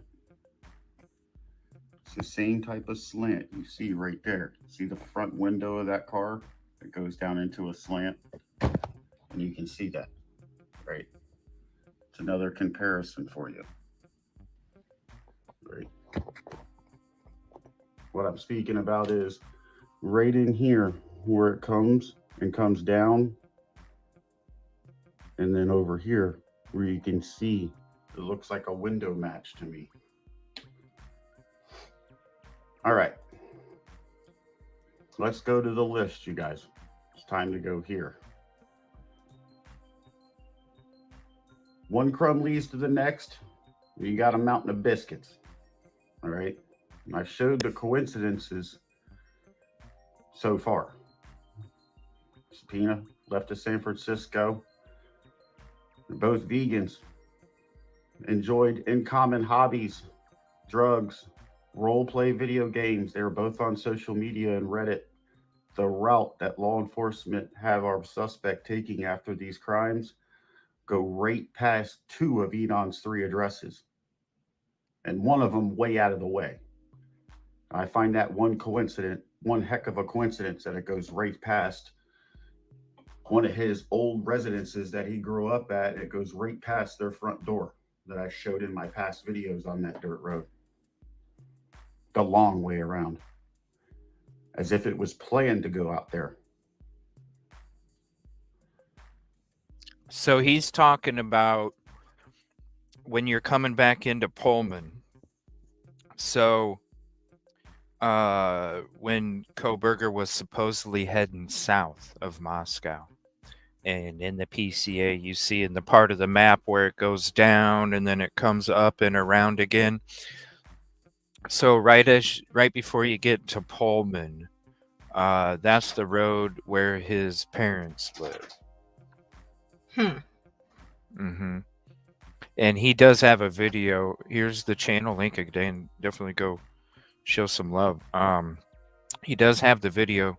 This is why I can't wait to have him on the phone when we go into all this stuff, because I think it'll be I think we'll even have a couple part series out of it, because I can't wait. He's got so much information, and I would love to be a sponge on a couple shows, just, like hearing all of it and going through it, just live, just having it all being thrown at me. He does have videos. I think he used JLR, maybe. If you're in here, let me know, buddy. Showing like the different roads and stuff like that. So he's got really good videos kind of showing like the directions and where everything's at. So if anybody didn't know, that's the area that he's talking about when Koberger comes back in to town. Right here, we're at a time arrival match, you guys. And what do I mean by that? The night of the crimes, Enon admits that he got off work at midnight, hung out with a coworker or co-workers, got home between 1:30 a.m. and 2 a.m. Well, we all know that Kaylee and Maddie, they got dropped off by the rideshare at 1:56 a.m. We know that to be fact, okay? Olivia figured that out, and when law enforcement said that the timeline was earlier, that those girls were dropped off around 1:45-ish. No, Olivia told her, Kaylee's sister told everybody, she found that these girls were dropped off at 1:56 a.m. So if Enon truly did get home between 1:30 a.m. and 2, and those girls got dropped off at 1:56 a.m., well, there's only 4 minutes left in the half hour. I guess there's a great chance, the odds are, Enon beat them home. So, or what did he do? Pull in like right behind him? There's only 4 minutes left in the half hour. If he got home between 1:30 a.m. and 2, then if I was a betting man, I'd put my odds that he beat them there. So then what exactly does that mean? It's a time arrival match. Okay. He got home in and around the same area these girls got dropped off. Okay. And then what does that mean also? That would mean he's there for the whole duration of the crimes. Enon was there for everything. And what's crazy is when he brings this up, it brings me back to when, if you guys remember, when we were kind of going over some of the Enon interviews and stuff, and he made that comment about the person that committed this crime, when he just was describing the weapon that he thought was used, he said that the person would have to be pretty strong. Yeah. Does anybody remember the exact quote? It said something like, they would have to be stronger than most, or he made some sort of comment when it came to carrying and holding the weapon. Was it they would have to have a lot of upper body strength? It was something. It was like a descriptive way of saying how somebody who only certain people could carry this weapon type of thing. I think he said upper body strength, but there was something. Yeah, there was something, and that's why I was like, whoa, how would you what has any of us ever said that you needed a certain amount of strength in order to commit this crime? No. So where's he coming up with it? Where's he coming up with it? Because how would you know? If they're playing it off like it's a K-bar and you think it's something that's heavier than that, like a machete, well, I mean, yeah, exactly. You already know how heavy a bat is. You already know how heavy a blade is from a machete. You put them together. Wouldn't you need a little bit of strength to swing that? Mm-hmm. Yeah, you would. So why be so descriptive and minimize Unless something? your adrenaline was up. I mean, that would be the only other factor. If your adrenaline is really high, you can do like crazy things. Yeah, Yeah, that's but true where too. would but what I'm saying is where would Enon come up with the description of somebody needed to have a certain something in order to carry this weapon? Maybe Right. because he's familiar with the weapon. Exactly. Exactly. That's what And I would and think. Do how you would need he to be be that strong familiar to with the hold a K-bar? weapon? Do you need to be that strong to hold a K-bar? I have no idea. I doubt it. I doubt it. Probably not to hold it, but to wield it For and the to use. do the damage that he did, then I would say yes. Well, I don't think it was a K-bar per se that did the No, damage. I mean, no, I didn't either. That's not my question. My question is if they're portraying it that a K-bar committed the crime, well then why is Enon saying you have to be a certain strength? And if Enon's stating that you have to be a certain strength, well then why would they need to be a certain strength to hold a K-bar? not sure. Which Not is sure. what they're portraying the weapon is. Because I don't think Well, it committed. I don't think if that's you the weapon. assume that that's the weapon, and he's But they saying have to. you need a certain strength to do it, then You don't. Not with a K-bar. okay. What? Like, So give me an example of. You don't think a 15-year-old can hold a K-bar? A 15-year-old female? You don't think they can no, Oh yeah, poke somebody with a K-bar? yeah. Of course they Sure. could. yeah. But So if that's he's that's saying what I'm saying.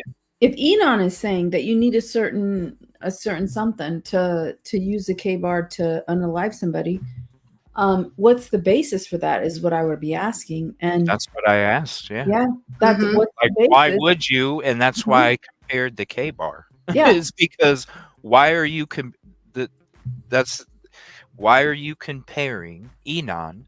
yeah. Why are you comparing what somebody needs in order to yield this weapon if it's reportedly a K-bar? Mhm. Then you don't. So why are you making it a Issue. certain group? Yeah. You're categorizing it as only a certain people could yield Mhm. this weapon. Well, then how could you come to that conclusion if the LE is telling you or letting everybody know that the sheath was there and that's who committed the crime? And if they're saying Yeah. the sheath was part of it, well, then they're saying the K-bar was too. No, I get it. So it makes no sense why he would even come to a conclusion to have to say that. So And why does so he? it makes so it makes no sense why he would have to say that. So why did he say None. it? None at all. Exactly. Why did he? And that's the initial question I had is Yeah. why did he?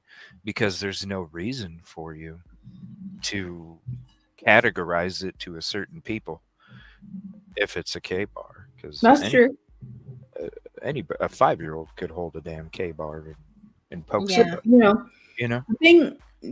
the thing that people like lose sight of is that I'm not saying us here. I'm talking about other people that I see I see headlines and the sheath is not the murder weapon. The Elantra, the white Elantra is not the murder weapon. So, I would think that if Ann Taylor is going to focus, she's going to say they do not have the murder weapon. How can they say that BK did it when they don't even have the murder weapon that unalive these people, that has a direct connection with BK? I'm sorry, the touch DNA of the sheep, okay, maybe there's touch DNA and it's BK's touch DNA. That's not the murder weapon. And let's say it's BK's car circling around. Unless they have video of BK going in and into the house and coming out bloody, the car is not the murder weapon. Right. So I would say don't be fooled. The murder weapon is not anywhere in this case. And if you can't have the murder weapon in this case, you can't link it to Brian Koberger, then what the fuck is Brian Koberger doing in this case? Like, what is he doing in this case? Because he spit on the ground at Jack in the Box, and DNA Dirty Glove Lady transferred it into the sheet. That's totally right. Yeah. Mm-hmm. And yeah, I don't think it was the weapon for the crime either. I've Or always he, felt or he talked to somebody, a police officer, shook his hand. That person handled evidence. It was a sheet. I mean, who knows? I'm saying like this because it's kind of crazy. You listen to these other high-profile investigators, and they're talking about this person would have took a souvenir. Hello, the sheath. Watch my video, the K-bar. Watch my or video. the K-bar, right? Yeah. So, Watch my video. Tell me it ain't realistic or it's reasonable doubt when it comes to that sheath. Mhm. This and the freaking DNA Dirty Glove. Come on. It's There's bad. other theories, Ellie. It's bad. And you know what? The DNA was not in the house. His DNA or touch DNA was not in the house. It was on the button of the sheath. And so if anybody wants to link him to the house, that's not possible. They can only link him to the sheath. And so the sheath could have been anywhere. The sheath could have been the girl's sheath. He could have given him the sheath with the knife. I mean, we don't know. DNA Dirty Gloves. Absolutely. I mean, you show that there's somebody else who's talking about the similarities between O.J. Simpson and this case. Yeah. There's a lot of people talking about stuff we already brought up. Yeah. There's people talking about it. And you know what? The fact that they showed that in the trial where they were taking the tennis shoes on a folder, manila folder. It's like, okay, they don't have gloves. It's like, God, do you guys not have gloves to put the shoes in a plastic bag? Effley Bailey, is that how you learned how to collect evidence? Really? Yes, I did. Oh. No gloves? You put it on a manila folder that you found somewhere in the house? Yeah. I mean, come on. And then they show it like they show the shoes on the manila folder like they're taking it out. You know, it's like, okay, that's like it's a meal on a platter. Right? Yeah. Right. Like Pardon me, do you have any Grey Poupon? God. Right? It's rolls down the window, holds the manila folder with the shoes. Pardon me, do you have any Grey Poupon? Exactly. It's honest. They're like treating it like it's some specific roast beef or something like something. I know, and he's the one through the whole series that's talking about how they did such a great job collecting evidence and they didn't do anything and then wrong. you have it's like the ladies in the back with the gloves. Great job. I don't know what you're talking about. And then the picture that I showed you that I thought was a body, with the white. Yeah. So it's not a body. It looks like it, but it's not. And it's a suit. Okay, so why is one of the people in there wearing this like hazmat suit and the others are not? They're not even wearing gloves. That makes absolutely no sense. It doesn't. No. And then you see the same bullshit with Idaho4 and you're like, so like what? So like do the state police have certain protocols and the Moscow PD have certain protocols and they follow them? And so let's say the state police, you have to get in a suit, and Moscow PD says you don't have to get in a suit, you don't have to wear gloves. And so this is where the confusion is. I don't think so, but that's probably how they'll try to explain it, but it's bullshit. It's like you're contaminating the fucking scene. I mean, you're out there in the parking lot and you're throwing gloves down, and oh my God, that was like the ballet of. It was like a ballet. When you have 4 officers show up at the crime scene and all 4 of them leave to go to OJ's. Hello. Oh my God. Hello. Yeah. Hello. They did a great job. I don't know what they're talking about. Okay. There's a lot of similarities. All right, buddy. Contamination everywhere. And what do you think OJ got off on? The possibility of contamination. Yeah, the possibility. Yeah. The possibility of His blood being contamination. put on it, right? Right. That's Right. the main thing. Mm-hmm. That's the main thing. Yeah, and that's just reasonable doubt, and that's all you need. Yep. Because it's up to the prosecution team to prove beyond a reasonable doubt. Mm. So yeah, I wanted to bring that up because Enon's parents do live right as you're coming up through Pullman, and he did make some good videos about it too. Definitely, here's the link again. Hold on, here's the link to the video. Go show this some love too. Check out the rest here and chit chat some more. The crimes didn't happen, they say, till later. So he was there for the whole duration of the crimes, you know. And guys, where Enon lays his head up here at his apartment, I measured it. His wall is 30 feet from Maddie's wall. You mean to tell me he didn't hear nothing? Wow. And those girls were hurt up there? Right. And he considered it a quiet night. No parties. Well, what I find suspicious about just that comment he says alone is it was more like the perfect night. Real quiet. It's like the ducks lined up. You know, who would know it's the perfect night? Well, Brian. So when you're thinking, and like we were kind of talking, sorry about it raining here. It's fucking pouring out here, but it's kind of like we were talking about the last show, right? Like you're gonna plan this out, and the night just all of a sudden coincidentally happened to be the night that nothing took place?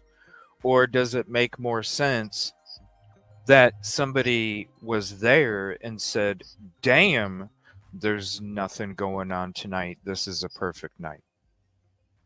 To me, dude. Yes. Yeah. How fucking lucky can you be to plan this crime if you were really planning it, and then on the night that you go commit it, nothing's fucking happened? Yeah, I totally see that.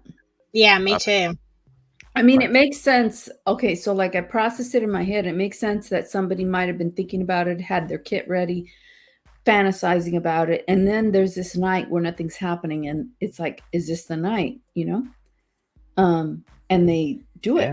Because you see that. And that could be something that happened. And it also could be that the frats, the first responders came, and because there's some shadiness going on, they don't know why. I mean, they have some assumptions as to why this would occurred, and they freak out and they're trying to cover it up because they know the school doesn't want this shit, and they may have no idea that it involves somebody who's an incel or who's a part of the church that lives there. They may think in their own mind like, oh shit, this is a drug bust, you know, and it may not be, but I can see how all of these theories could fit in all at once, you know, but these are just theories. I mean, we don't know what happened. No. I'm going to show you guys the windows. All right. So you can see the line of view here. So let's click out of that. Let's share this. So here's your back view. Okay, so if he's looking out the back window, he basically has a view. Let's go. We'll just go to here. Let's see, so here, you're basically going to see all the way to there. So you're going to basically see, that's looking out your back window. Okay, if you're looking out his window towards the back. So you see everything that's happening inside this zone right here. Who's getting dropped off, yada, yada, yada, right? Now, when it comes to the front door, if you guys remember when I was showing you my real footage, that front door has a straight fucking view. You go outside and you have that wood kind of privacy thing up against the side of the building. But you can basically see everything in the back. You could literally go out your front door, walk over to the side and and you can literally see the windows. You can see lights that are on or off. You basically have a view of the front. You just don't have the view on the side of the house. But you can basically get a view of the property anywhere else from this apartment building. And who's going to know anything when you're walking from here? You're going from here to here and you live at that place. I mean, who's going to say anything when you're coming from back here? They don't know if you're leaving your car and coming back up into home, because mostly everybody that parks in this parking lot right here, this right here, lives in this part of the building. Because everybody that lives over here parks along here. Everybody that lives in this section parks right there. Yeah, it stopped downpouring. That was crazy. I'm glad I'm not outside without the roof. I was going to do that tonight. Glad I didn't. So that is like his view from his apartment. And so his story was, as he came back, he got into a flow, with his fire sticks and playing games and shit like that. It didn't hear nothing. It was a quiet night. But how in the hell do you know how strong somebody had to be to yield the weapon that committed the crime? That was the one thing that really stood out to me. Yeah. About it all. It's like, even if, when have any of us, whether it's on YouTube or on this show, when have anybody said that you needed to be a certain strength? No. In order to commit the crime? No. Yeah. I mean, adrenaline kicks in, so that would account for the strength, but also like medications. No, his description. I'm not talking about how it could have happened. There's plenty of possibilities. Yeah. I'm saying his description. When nobody on this show and nobody on YouTube ever mentioned somebody having to have a certain strength to yield the weapon, why is Enon? Why wasn't some other freaking crazy ass YouTuber that comes up with all these fucking things saying, yo, they had to be a certain strength? None of them even said that shit. No, they said other things, but not that they had to have. Adrenaline has an effect. Not that they had to be a certain strength to do what they did. They said other things, but not that. No, he said, that's what I'm asking. Like, nobody, I've never heard anybody say that anybody had to be a certain strength. So Enon's the first. Well, why are you the first? Yeah. Yeah. Don't you think somebody else would have said it? Is my point. When it comes to these other people creating some of this crazy shit, I think they would have been like, yeah, he had to be a certain. Okay. But this is coming from Enon, the neighbor, the one that said they were the best neighbors ever, but barely even met him. What's up, Lucy Lou?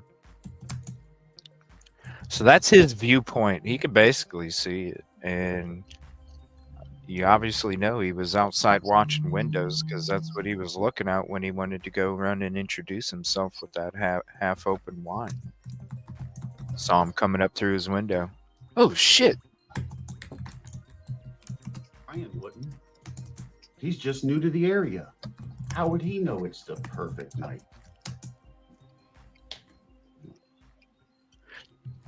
Real suspicious to me.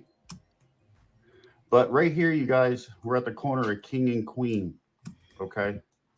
And according to what Enon says, when he got home between 1:30 a.m.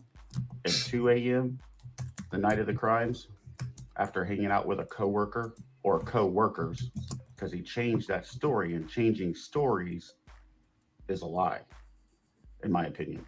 I'm going to show that. But he says he got home between 1:30 a.m. and 2 a.m., which is a time arrival match with the girls. and he said he saw a black SUV. And how he described it was parked somewhere in this area on the corner of King and Queen by the dumpster. Well, then, a few things. If Enon truly did get home between 1:30 a.m. and 2 a.m.,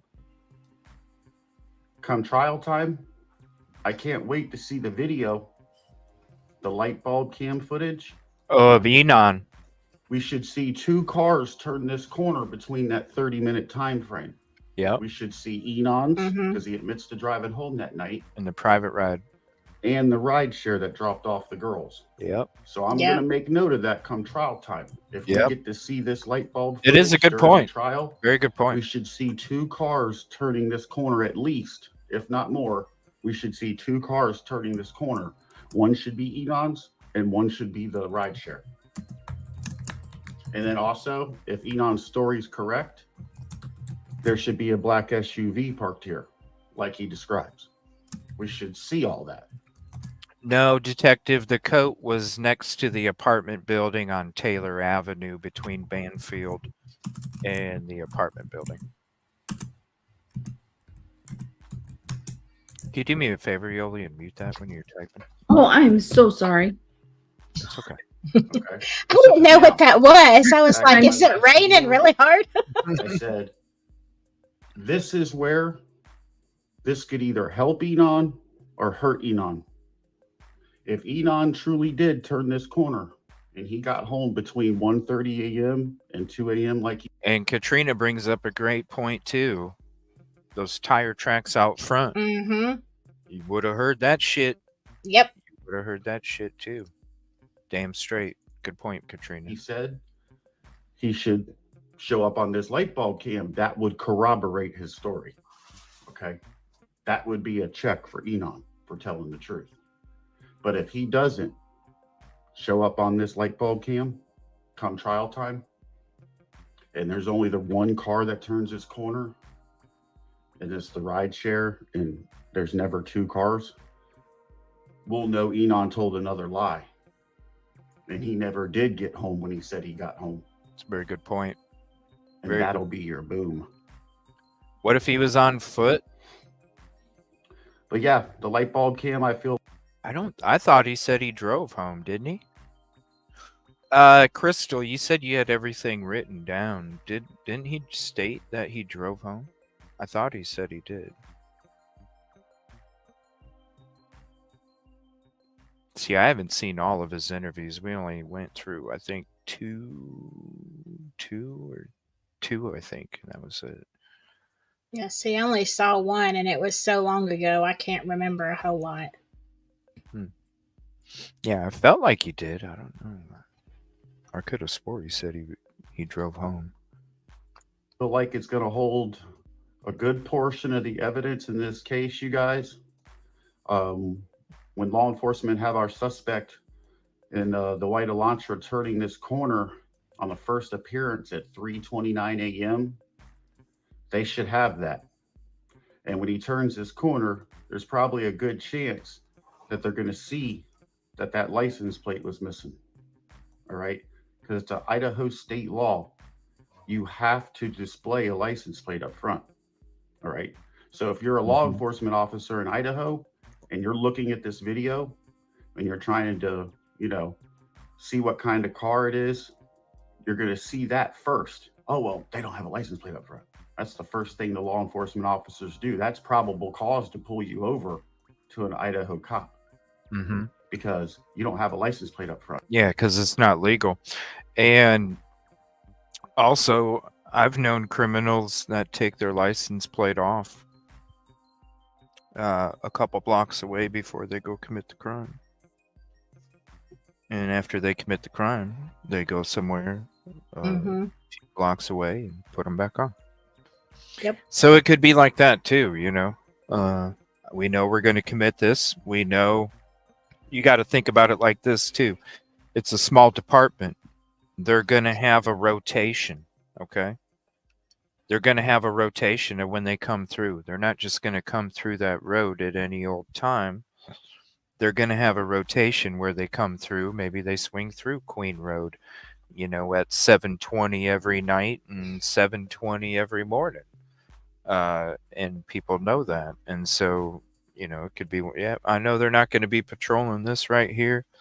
Or we see them, they're already occupied with other people. So we're just going to take this out. All you have to do is pull over and have a screwdriver in your damn hand. And then you got 2 minutes and you can have them off. You drive a couple blocks, you're there. Nobody sees your plate on camera because you already took them off, and you probably know that there's already Ring cameras on 1112 already. It's not hard to tell what a Ring cam looks like on a property. They're pretty obvious. Yeah. So it is, I think maybe that's one of the reasons why. Because how are you supposed, if you're looking at 1112, the only way you're going to see a rear license plate is if they're leaving, right? Mhm. If they're leaving, you're going to see that rear license plate because you wouldn't see the front when they're coming in. So if you're leaving and you have a rear license plate, then wouldn't you have a photo that would be good enough to show? Maybe you don't show the exact letters, but each letter has its own shape. And can't you put 2 and 2 together when you see the shape?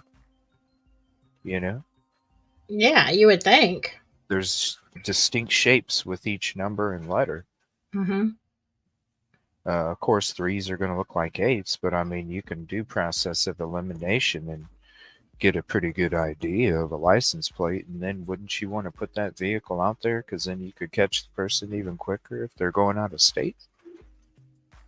You would think. Yeah. I would think. I think they knew that there was Ring cams already around there.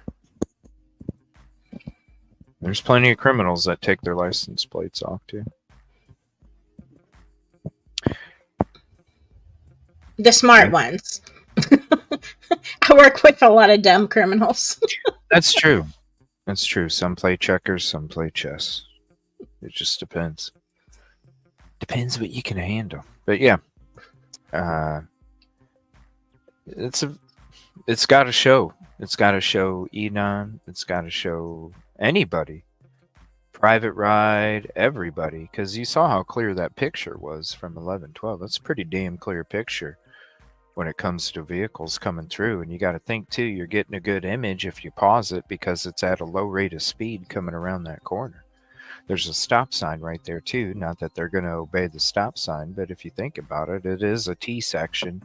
If you go a little fast, you're running into another fucking house. So you're probably going to slow down when you take that corner. A lot slower than you would peeling out. So you're going to get a decent capture of a vehicle, too. Especially headlights and taillights. I don't know how you can get confused. I don't know how you can get confused from a 2011 to 13 if you have that good an image. Right. And that's the thing. How can you get confused? Yeah. And so they changed it. They changed the type of car, right? They didn't change it until they arrested him. It was a 2011 to 13 until they arrested him. I'm trying to find the photo of... There it is. So let me show this here. Give me 1 second. I don't have my usual setup. I'm going to share the picture here. Shit, where'd it go? There it is. Okay. Let's see. Window. It's raining again. All right, so here's the picture. That's going to show a pretty good... That's going to show a pretty good image turning that corner. You should be able to see headlights, taillights, license plate. You ain't going to see the letters, but you'll see the outline. Yeah. I think there's a brown fucking recluse crawling around here. Oh, no. Be careful. Where do you see that? I saw it climbing up on the siding. No way. Yeah. And I'm like... You did not see that. I'm looking all over for it. It's looked just like one. Same size and Be careful. Good yeah. gosh. Oh, I know. I had one of my friends get bit by one and had to go to the ER. Mm-hmm. Yeah. So I'm looking. If all of a sudden I disappear, I go, ah, and I disappear. You know why? I'm going to knock on some wood because I do not want to have that happen. Like, Yeah. how could you see that? So I'm a little distracted here. I could see it on the side of the, because I'm on a porch. I'm on a porch that has a roof. Oh, but you're talking about where you are. Yeah. Oh, shit. Right in front of me. I saw my a crawling God. up siding. Oh, my God. Spray it. I don't know where it went. I don't see it no more. Spray it. Uh-oh. I don't see it no more. It like crawled up some siding or something. Yeah. I don't know if it came back out. I was trying to watch that and talk at the same time, and then I lost it. Get rid of it. I don't know. Just feed him your curds and whey. Yeah, I don't. It was somewhere. Hold on one second. Yeah, I know. We're gonna hear CJ. Ah! Just spray Raid all over the place.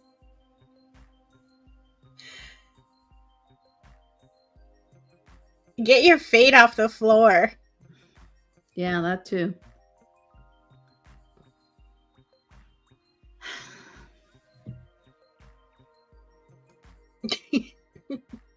CJ, the spider hunter.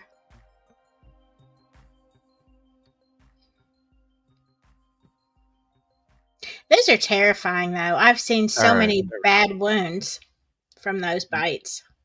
Yeah, I mean, just fingers crossed. Just fingers crossed.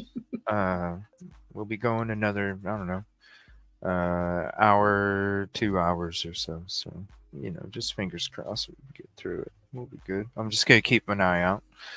But here's the picture of this camera. So it's going to be able to give you a pretty good, I think it's going to be able to give you a pretty good view of headlights, taillights.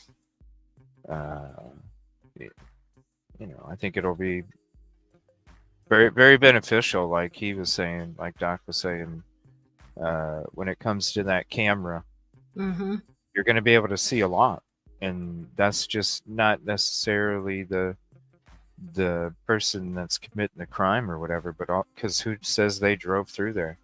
Queen Road Apartments. But also, when it comes to the other people that claim for their alibis too, it's going to have to hold their alibi. I don't see him being on the witness stand, though. He's done talked on YouTube a bunch. I don't see him being on the witness stand now. Isn't he too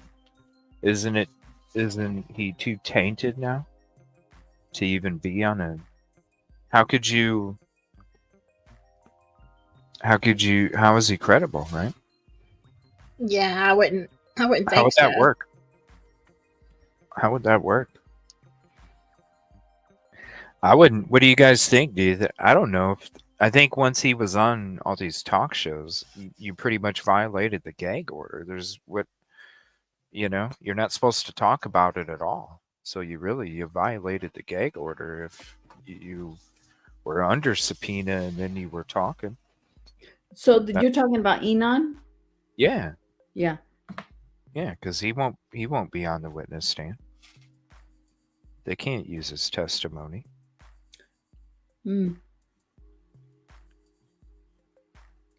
Because he's already violated the gag order. He's talked about...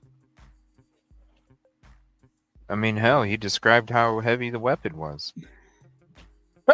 Yeah, he described how heavy the weapon was. He may be on the witness list only to be the other guy, like, what is it, Saudi defense? Some other dude did it.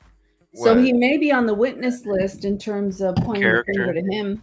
Like, well, not a character because he didn't know him. No, I guess not a character, but just as an alternate. You really think he would be the Kato Kalin? You're right. Well, some other dude did it. He would. Saudi defense. Yeah, he would. Some other dude did it. So he may be on the witness list in order to show that some other dude did it, that this guy's talking shit and he's talking about the weight, he's talking about all kinds of shit. So that he may be on the witness list for that, but he may not know that he's on the witness list for that, and he may go testify and he gets screwed. He's like, wouldn't he get subpoenaed? He wouldn't get subpoenaed? He did get subpoenaed. Okay. And he kept going on YouTube shows. Yeah, he did. And the preliminary hearing never went forward, so the subpoena was gone and out. But, if he gets subpoenaed for trial, yeah, I would be it's some other dude did it, the Saudi defense. I would be asking him, like, well, how did you know? Like the questions you were asking, CJ, like, how would you know the weight of the, okay. So yeah, I would be asking those questions, and it causes reasonable doubt. Now, Enon may not know that that's what's happening to him, but it may happen. Let me see here.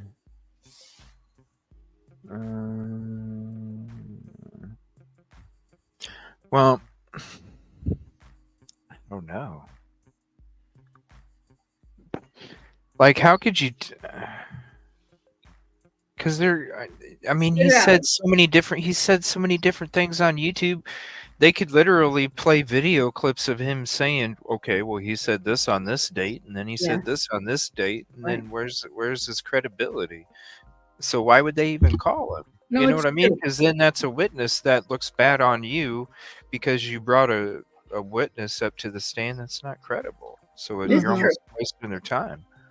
True, but if you're gonna do this, some other dude did it, you're obligated to produce this witness. I mean, if you're gonna go that route, some other dude did it. If you're gonna do it, I've seen cases where they bring the daughter of the deceased person involved, the murder of the deceased father, where they bring the daughter and they cross-examine her as if she did it because the mother did it. And if you're going to bring up that defense as some other dude did it, the daughter did it, you bring up the daughter of the deceased and you cross-examine her. And I've seen it done, and I could see it with Enon. I could see it with a whole bunch of people. So, some other dude did it. Some other dude had motive. Do you think so the point that I brought up earlier was that when have you ever heard anybody discuss the strength that you would need to be to yield the weapon? Yes. So do you think that was a tactic for him to insert himself in the trial, was to be the only person that I even know of that described a certain category of person that could only yield this type of weapon, which doesn't match up with the K-bar? Yeah, I can't speculate. Yeah. Is that inserting yourself? Because because like you're saying now, well, you could be introduced as a witness, show other people did it because you described the weapon or the strength for the weapon. Whatever. Okay, so I don't know what was going on in his mind when he was doing that, but I do know what would be going on in a defense attorney's mind, and that would mean exactly what you said. How do you know what it would take to use that weapon to unalive somebody? Yeah.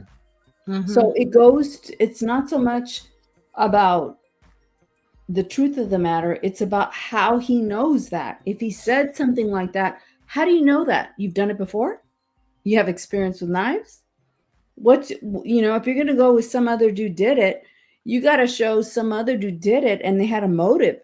So what, you watch these girls? That doesn't go along with a K-bar. What? Because you could be 50 pounds and carry a fucking K-bar. So I mean, if he's going to talk about what it takes to do something with a K-bar, that's something. If he's going to talk about like you said, he's going to talk about something about how much strength you need to do what you need to do to unalive somebody. To yield the weapon. No, just to yield the weapon. Yield the weapon. Mm-hmm. Yeah, it wasn't nothing to do with being able to commit the crime. It was being able to carry the weapon. Yeah. Like that's what it's like. Whoa. Yeah. Yeah. How do you? Yeah. No, I understand what you're saying. I don't know. This is all like I would, if it were me, and I would probably be doing this case alone because I wouldn't want any. I don't know, just weird that way. But I would definitely look at what he said and what he said about the weapon and how it was used, and try to use it against him only to create reasonable doubt. And it makes me sad that I would do that because maybe he didn't do it. But you have to do what you have to do for your client. I wouldn't be surprised if she's had a team this whole time, watching everybody to see what other theories are out there that she could bring up. Yes.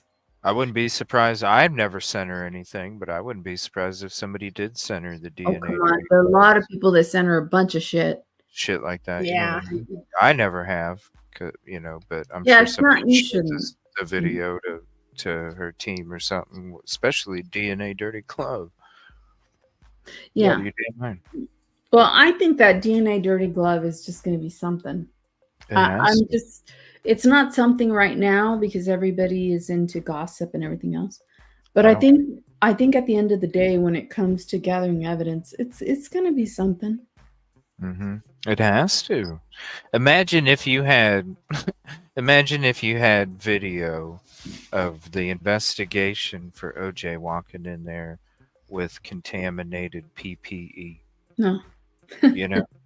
They wouldn't even. It's from the get-go.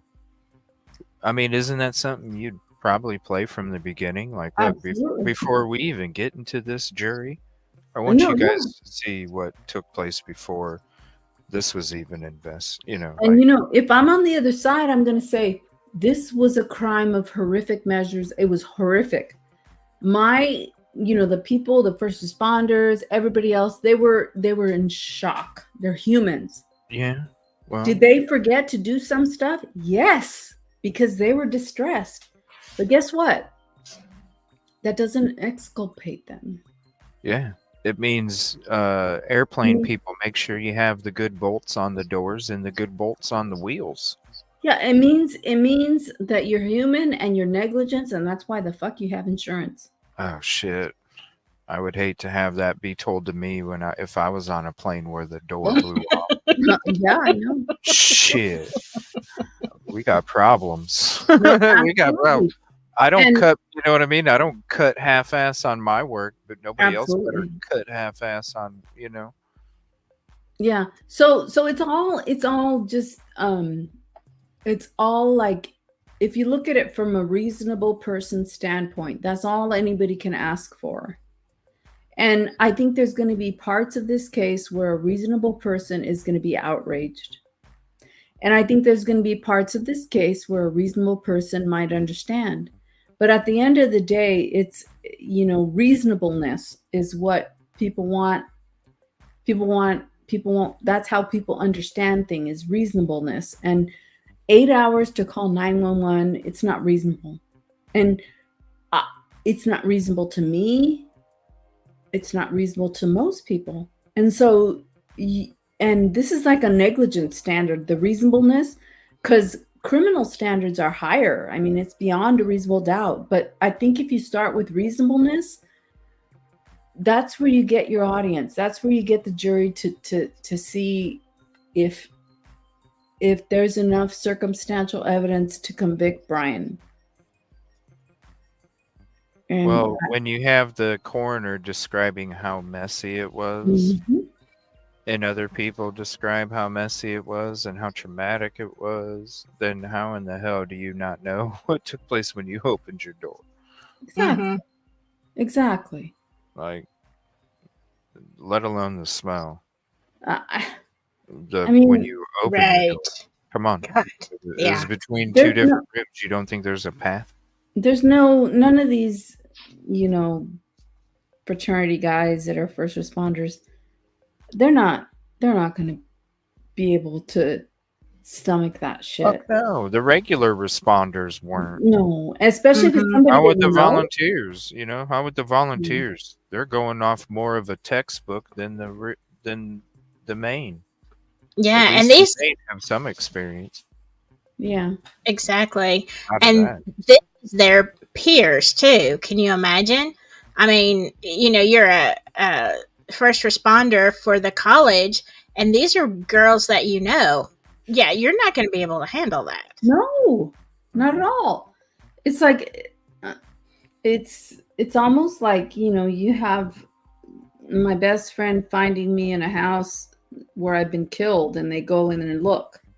It's like, how are they going to be objective, you know? Right. You can't.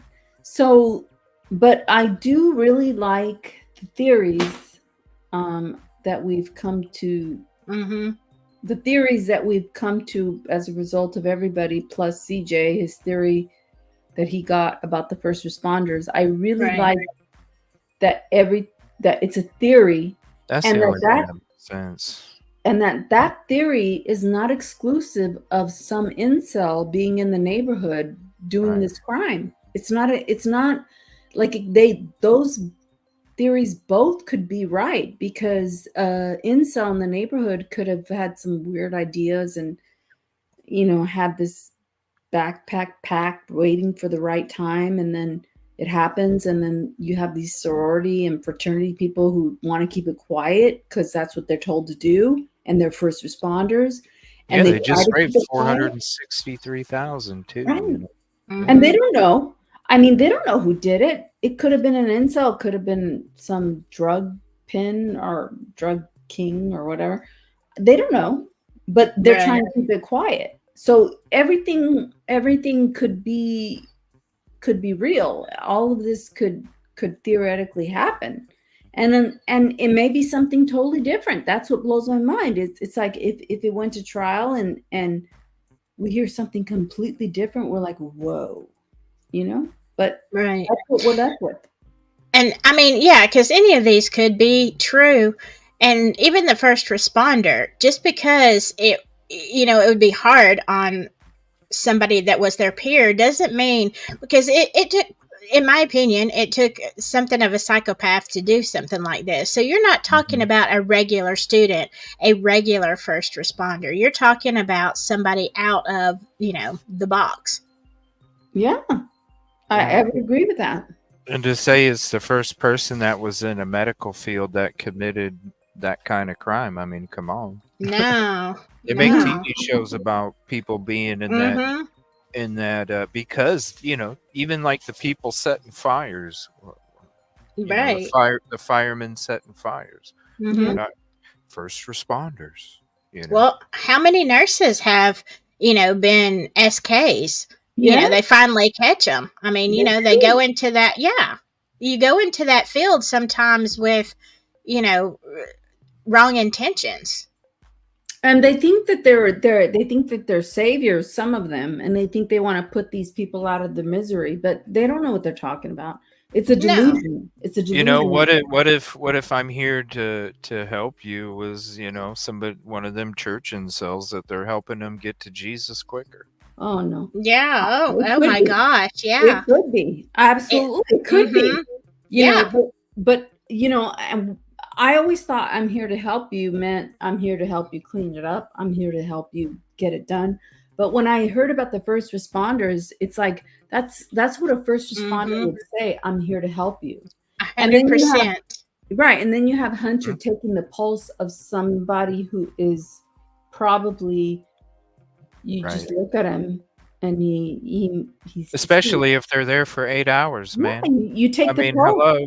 So he's just following what his training is, and he takes the pulse and he calls it in and says, I took the pulse, like he's trying to, So there's a whole bunch of stuff that could have happened, but the thing that it is that we're talking about it, and it eases my mind because I will go crazy thinking about it, and I want to know that other people think certain things like I do, because otherwise you go crazy. It's like, why are you feeding me this information? It doesn't make sense. Like, why is the mainstream media talking about it? It makes no sense. Yeah, like Banfield coming back out saying that, talking about the girl being mad that they didn't take her tip more seriously about Koberger a couple months before, and it's like, I think if they, I mean, I kind of think that they don't have enough. So if that was part of it, don't you think they would want to add you to their case, regardless, right? That's just another peg in the board for you to try and get closer to a conviction. I mean, hello, like, why are we even bringing it up, Banfield? Use common sense. Don't you think if it went along with the crime that they would have included it? It's like, why? That's the most dangerous. You got other people going over shit from like a year ago, but it's like, okay, whatever. Well, they knew, Shit's like, a year ago. But yeah, they're new and they don't know, and some of them ain't new. Some of them have been around longer than I have, and they're regurgitating shit from a year ago and considering them like the queen of debunking and shit. And it's like, oh, okay. No, I was listening to you. Okay, Karen. No. No. No, but we're some going people off are of shit behind. from a year ago. Yeah. Well, Okay. there's some people who are behind and they're okay and they're just trying to catch up and they have They these don't have ideas. any content. They don't have any content. That's why you got some people that are fucking just coming out on YouTube, regurgitating the same shit. And to me, it's, as somebody that's been around since the beginning of this case, we've had so many people talk about these theories that some of these people are coming out with. And it's like, come on, people. Like, if you're really trying to help truth and justice, why don't you talk about the real shit? Because, I mean, anybody can make a video about Emma and D being possible suspects. No fucking shit. It's been a shit for a year. You know what I mean? Yeah. Who hasn't talked about it?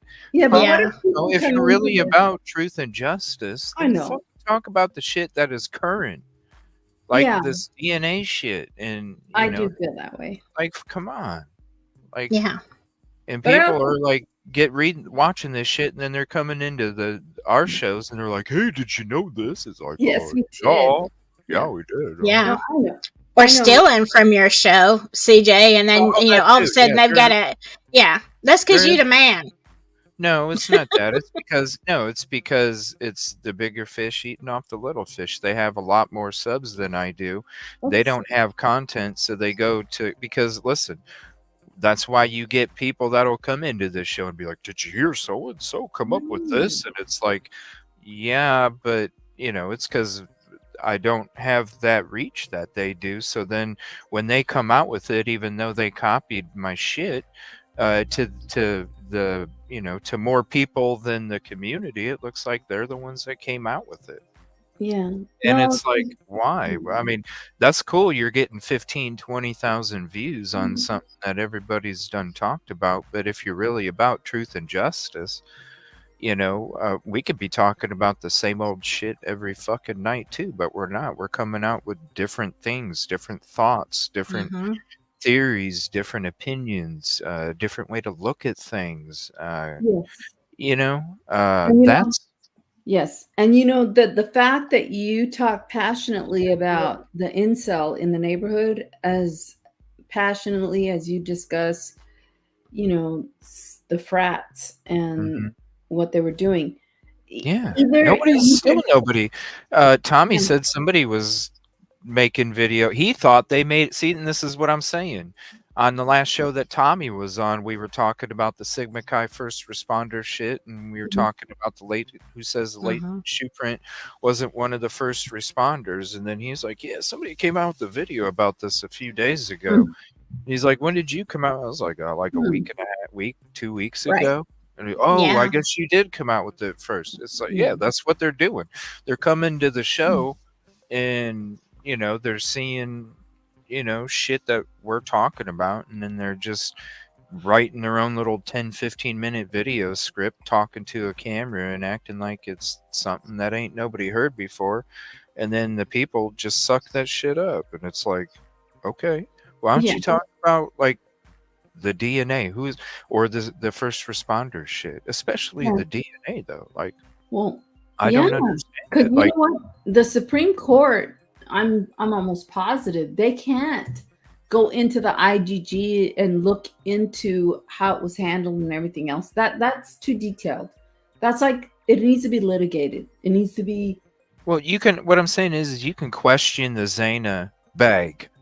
Can you question the DNA contamination? Well, So if you're going to talk about videos about was it Xana's DoorDash? I mean, come on. Like, come on, really? Yeah. That's the new video. Why aren't you talking about, hey guys, look at this? This is something that's for sure. This isn't something that we can go, hey guys, guess what? Could it be this? And could it be this? And could it be okay? Yeah, we've all, but something for sure, like that DNA dirty glove video, that is 100 fucking percent for sure. Mm-hmm. For sure. And You I can't would argue it. and so I would argue that like to the death of me. Like you know, like there are Mhm. certain things that I will argue to the death of me, and one of them is the car, how they went from a Sentra to a Hyundai Elantra to a certain year and then another year, and how they did that, and it's like you're moving the goalposts here. Like, what are you doing? And if you look at the investigation, I mean, I will argue that till forever, and I will argue the fucking IGG forever. Like, there's so many steps, and do you have all the goods to show what you did? They don't. I think that's somebody asked earlier. They want to know. I think it was Katrina. What she wanted to know what video parts Ann Taylor was requesting. When it comes to the video portion, and I believe it's the video that it's supposed to show Koberger's fucking car going up there because, like she said, her team has went through the cast. They've went through everything that they've gotten, the IGG that they've gotten, the video that they've gotten. And don't you think that the video that's at the corner of King and Queen Road is going to be very distinct than a camera that's on Ridge or a camera that's on fucking 95 or any of these other cameras? Of course, that camera angle is going to be distinct. So as soon as you don't even have to watch fucking footage to find out what, you know what I'm saying? You don't have to go through and watch a shit ton of footage to go, oh, here we go. Here's the camera from no, it's already its own fucking file. So when you're going through the thumbnails, okay, you're going through the thumbnails and you see the angle of 1122 or not 1112 or any other camera that does have that angle, then you're going to go through those first because that's where the crime scene was at. So if you're sitting there telling the judge and everybody, like, we are struggling to find a way of how they got to a connection, to me, that's saying they don't have the video showing BK's fucking car from 1112. Correct. Yeah. Because we're. Do you have to go? I do. I'm going to have to Oh, go. I'm sorry. No, that's okay. I just, I have to work in the morning. Okay. Yeehaw. Okay. I'm going to jail. Have fun. I have thoroughly enjoyed the raisin and man boob talk tonight. I hope my viewers did as well. It's always fun. Subbed. Okay, Sophie. Good night. Yeah, good night. Thank you. Good night, y'all. Okay. And have a good day at work, too. Be safe. Yes. Thank you. You too with that spider, CJ. Oh, no. Yeah, thanks. You just reminded me. Fuck, I forgot about it. No, that's a good thing. Thanks for reminding me because I did forget. Don't remind him. Oh, I'm sorry. Oh, I need to be reminded because I need to be on the lookout again. No, they're not going to do anything to you. I hope not. Shit, like I said, if you hear me go, ah, and then I'm gone, yeah. Come it's on. Not a fire. Oh, my God. You be safe. It sounds like you need to be more safe than I do, CJ. All right. Good night, Sophie. All right. Good night. Thank you. Appreciate you. Definitely go sub if you're not sub, Silky. She's so funny. Yeah, we'll be having a weekly show come up here soon. Love her. Get through these road trips here, and then we'll be doing a weekly show as well. Getting together each week. It is like a life is like a Rubik's So Cube. yeah, so I wanted to say, like, your theories, CJ, both the incel and the other theories that you have related to the group, watching. Yeah. All of those theories could be true. And we just don't know. But the one thing is it's leading away from BK. All of what I think of is leading away from BK. And he may have had something to do with it. I'm just not sure what, but whatever it was, I think it was unknowing. Like, he may have known something suspicious was going to happen, but I don't think he knew that unalivings were going to happen. But that's just my opinion. Well, I mean, you could look at it like this too, right? He's from Pennsylvania. Okay. You've heard, I don't know if you have, but talking to people from there, their cops don't fuck around, right? Mm-hmm.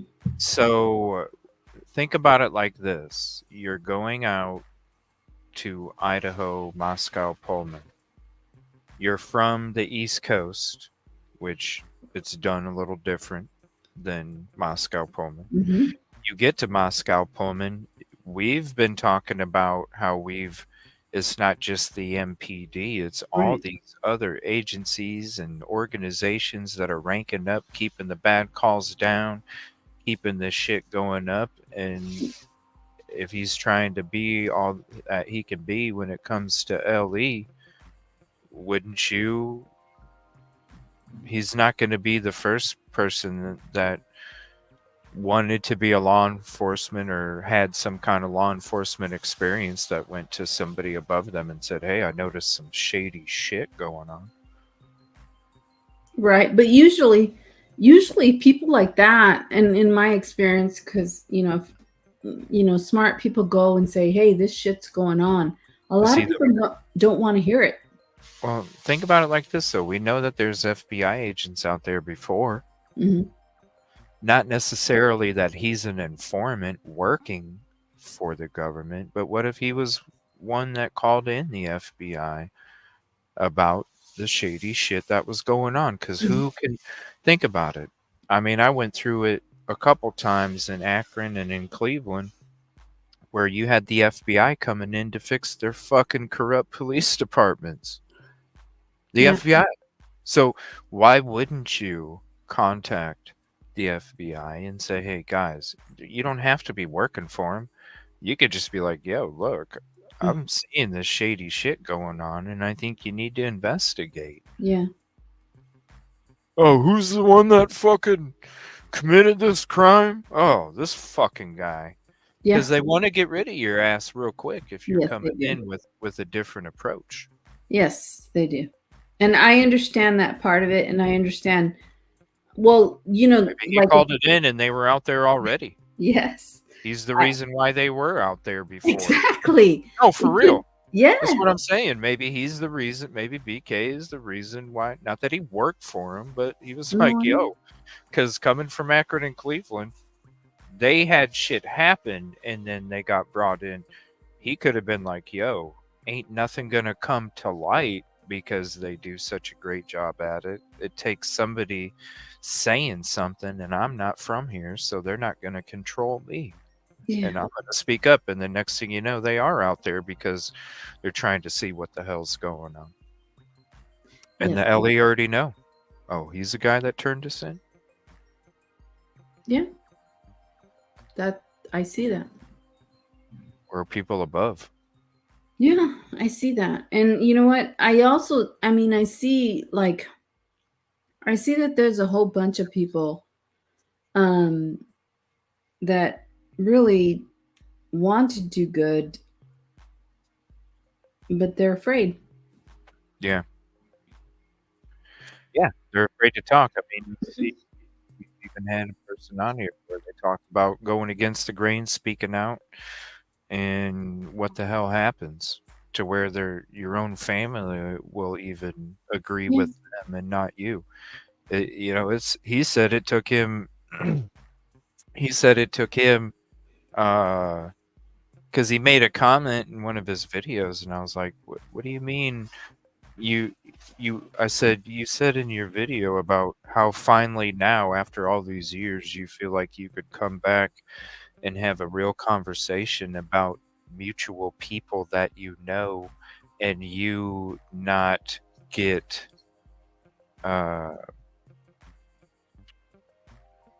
punished for it, you know, your family. And I was like, that's crazy. Like, what do you mean? And he was like, well, you know, like now it was enough time had gone by where I could tell them my experiences with these people that they're associated with, and we can have a difference of opinion about those people. Yeah. See what I'm saying? Like Yeah.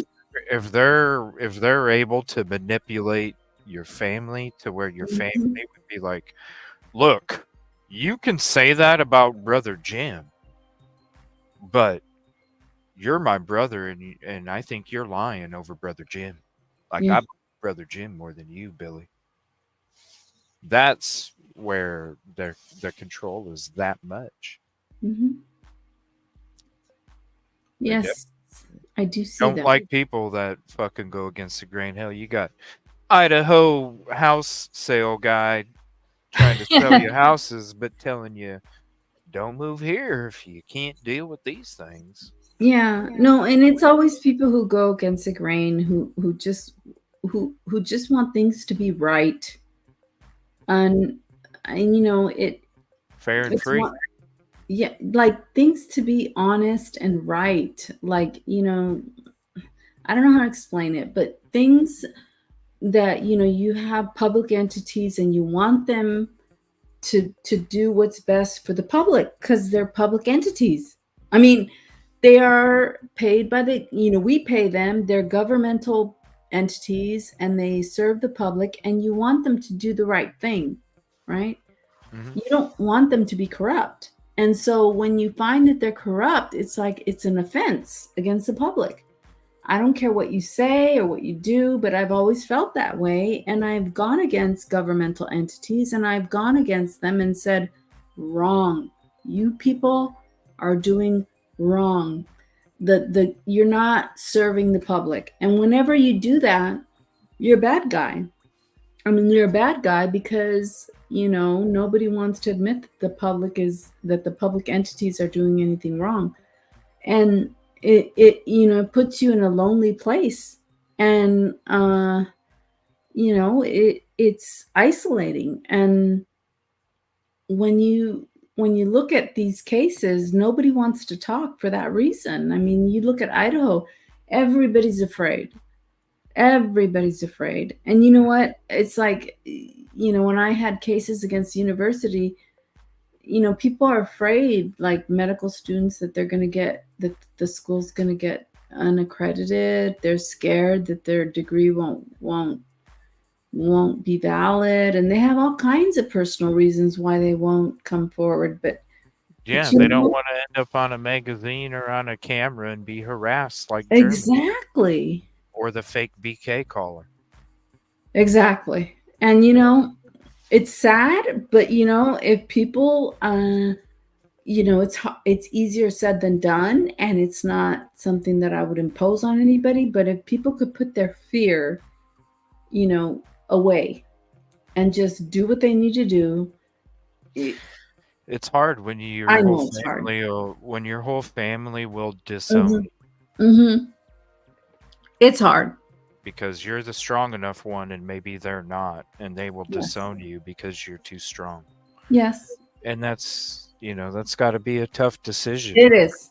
You know, move away and not be associated with your family. No, nobody wants except to do for that. long distance communication if they don't come to you or whatever.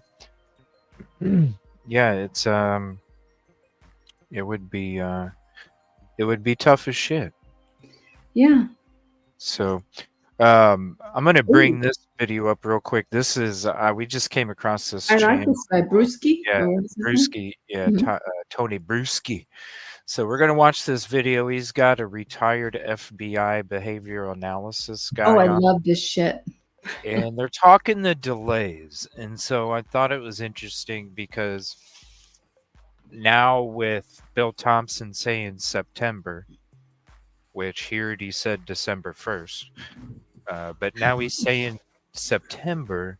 So I still believe, and I've been saying it since last November, that they're just going to keep delaying because they're not going to get what Ann Taylor's been asking for this whole time, because I feel like it's redacted shit.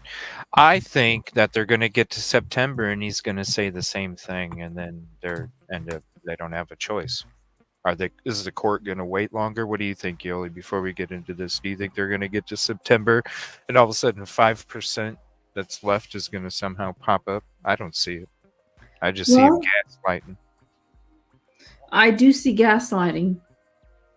In other words, oh, we gave it to them, or oh, it's embedded in this, or I do see that. But I also see,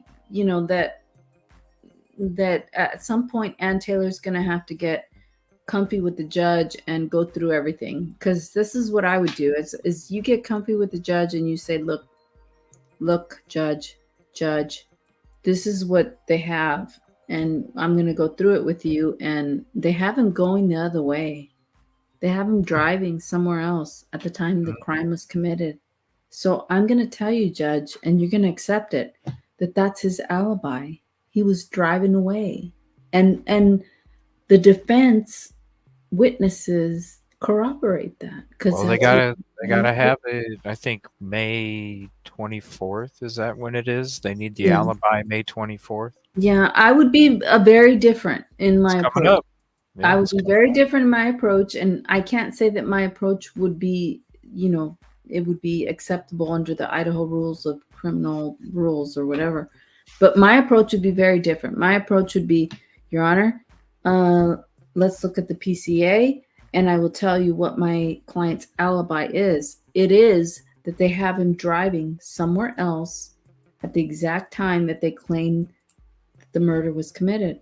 And so because they have him driving somewhere else, I will go with that. And I will say that he was driving somewhere else, and that's his alibi when the murder was committed.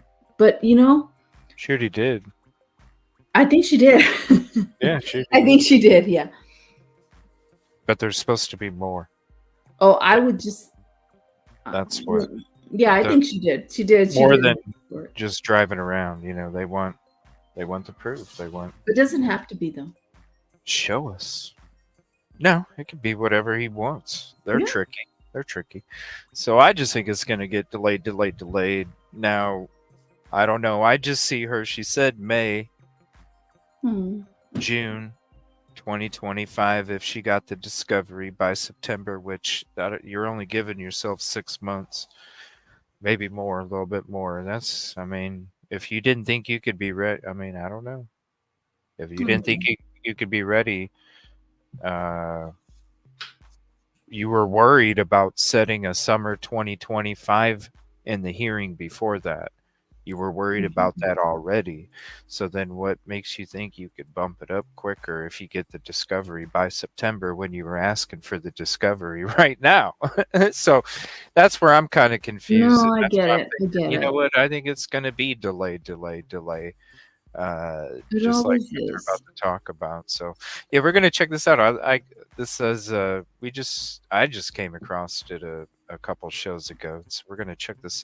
And I've seen this guy on before, probably News Nation or something. I did hear, I've heard of this podcast before. Yeah, we'll check it out. I like the name Tony Brisky. All right, here we go. Brian Kohberger, the trial of Kohberger. Well, it's looking like maybe March of 2025. That's the speculative date at this moment in time. Almost 3 years after the actual crime took place. Many of the families begging, please, we want to move on from this horrible tragedy. Please start making some decisions, get to work, and quit playing the delay game. Easy to say out loud. It's very understandable that they are feeling that way. But are they really playing the delay game? Or is this, it's a very high-profile murder trial. There's a man's life literally at stake here. And not to discount the 4 kids who've already been killed, but we need to go through our justice system and make sure that the right person is in fact being charged and punished for that crime. Joining me to discuss, Robin Dreek, retired FBI special agent. On the surface, it seems like, gosh, this was one night of Brian Kohberger's life. Why does it take 3 years to come up with a story of what was going on if you had nothing to hide? Right. Yeah, you'd like to know that question, wouldn't we? Yeah. You wouldn't think so, and we don't have any other things that are popping up that are pointing it in any other direction. Every time you have a case where you're saying, I have things to prove it wasn't me, and it's absent of a theory about who it might have been, it kind of gives you some pause. And not saying he's guilty or innocent at this point, but again, it's still pointing here, and we still have the DNA evidence. That's still, I think, the strongest thing they have. The delay, I understand. It's such another dichotomy that we try to balance in these horrific cases is justice and moving on for the families, which are the only victims left. And you need to take care of those victims and do the best you can to help them move on and start feeling whole again, which they never will, and doing right by the justice system. If he's innocent, he's innocent. If he's guilty, he's guilty. And I understand the judge's arguments of not wanting to make a misstep, especially when it's an execution, that we're looking at here, for Kohberger, if he's convicted, the death sentence. So you want to have it done the right way. The gut feeling in me, which is most of the time wrong, but the intuition we have when we see these things is the judge being intimidated by this high-powered defense lawyer who we would all agree, if we knew any of our loved ones or friends in trouble, we want her to defend them because she's doing such a fantastic job. Yeah, I think so. Lot at play here. There's a lot at play. He certainly knows how to pull the levers of the system and work it the way that it needs to be worked to buy more time. Obviously, he waived his rights to a speedy trial, so this is what you get. This really is not that abnormal. It's very par for the course for any sort of high-profile murder case. Almost always 2, 3, 4 years, sometimes even more than that. Any defense attorney will tell you that, look, the layman, the person who's not the defense attorney, who doesn't do that for a living, like myself, you don't understand just how much you have to go through to defend someone, innocent, or guilty. But it is mind-boggling. It really is, because it really does feel like it just reflects, to me, I would say, guilt. If you need that much time to come up with the alibi, where an innocent person, if you really truly didn't do this, I would, especially in today's day and age, you would have ways of showing where you were pretty clearly. There's supposedly that the alibi or an individual rather that knows exactly where he was, or at least that's what they've been saying. The alibi witness, as claimed, if that person existed, or if that person is strong, I would imagine they would have spoken by now. If it's that clear cut that, look, I can say that we were here, I can show you my own devices that we were here, whatever. I'm just guessing that person may not exist, or if they do exist, it's not as strong of an alibi witness that would be able to make that sort of an impact. I agree. Again, my non-lawyer subjective analysis of this is his defense is doing a great job of spreading out the time, because time destroys memories, accuracy of memories. For the one eyewitness they have of one of the housemates that saw what sounds like it could have been Kohberger, or definitely was the murderer in the house. And so time is going to diffuse that recollection, which is going to sow seeds of doubt. And you have to have complete no doubt if you're going to go for a death sentence conviction. And then If you spread out the time, it gives defense longer to keep fishing for just the right expert to refute the genetics that was done and how they're done. And so even if then the alibi falls apart and you're sowing seeds of doubt in at least one juror because of the diffusion and some seeds of doubt in the genetics, the genetics and the reading of it, is that enough to save a life? And I think that's what the gamble here is. Because think about this, Koberg has nothing to lose and everything to gain by this. And so, yeah, it's rough. He does, and he's got a lot of finances from taxpayers to defend him, and that I think is another part that angers everyone, especially if he's guilty. It's how many millions of dollars are going into the defense of this man. But again, that's our system. That's how it works. We want to make sure that we have the right person. And yeah, we think it's long right now. One misstep, one bad move by an attorney that discredits something or changes something, reset the clock back to 2 years ago. And that's why it will take this long. Very fascinating. We'll be watching the motions, as there'll be plenty more as we inch forward piece by piece. Yeah, no doubt. And like you said, the appeal process in a case like this would take decades if there is a misstep. And so the little bit of delay now to ensure we're not dealing with decades of even more taxpayer money if he is guilty. Hey, it's Tony Bruschi. If you like the podcast. All right, now go ahead and share the link to this video here too, if you want to go show some love. And it's a good question, Chappie.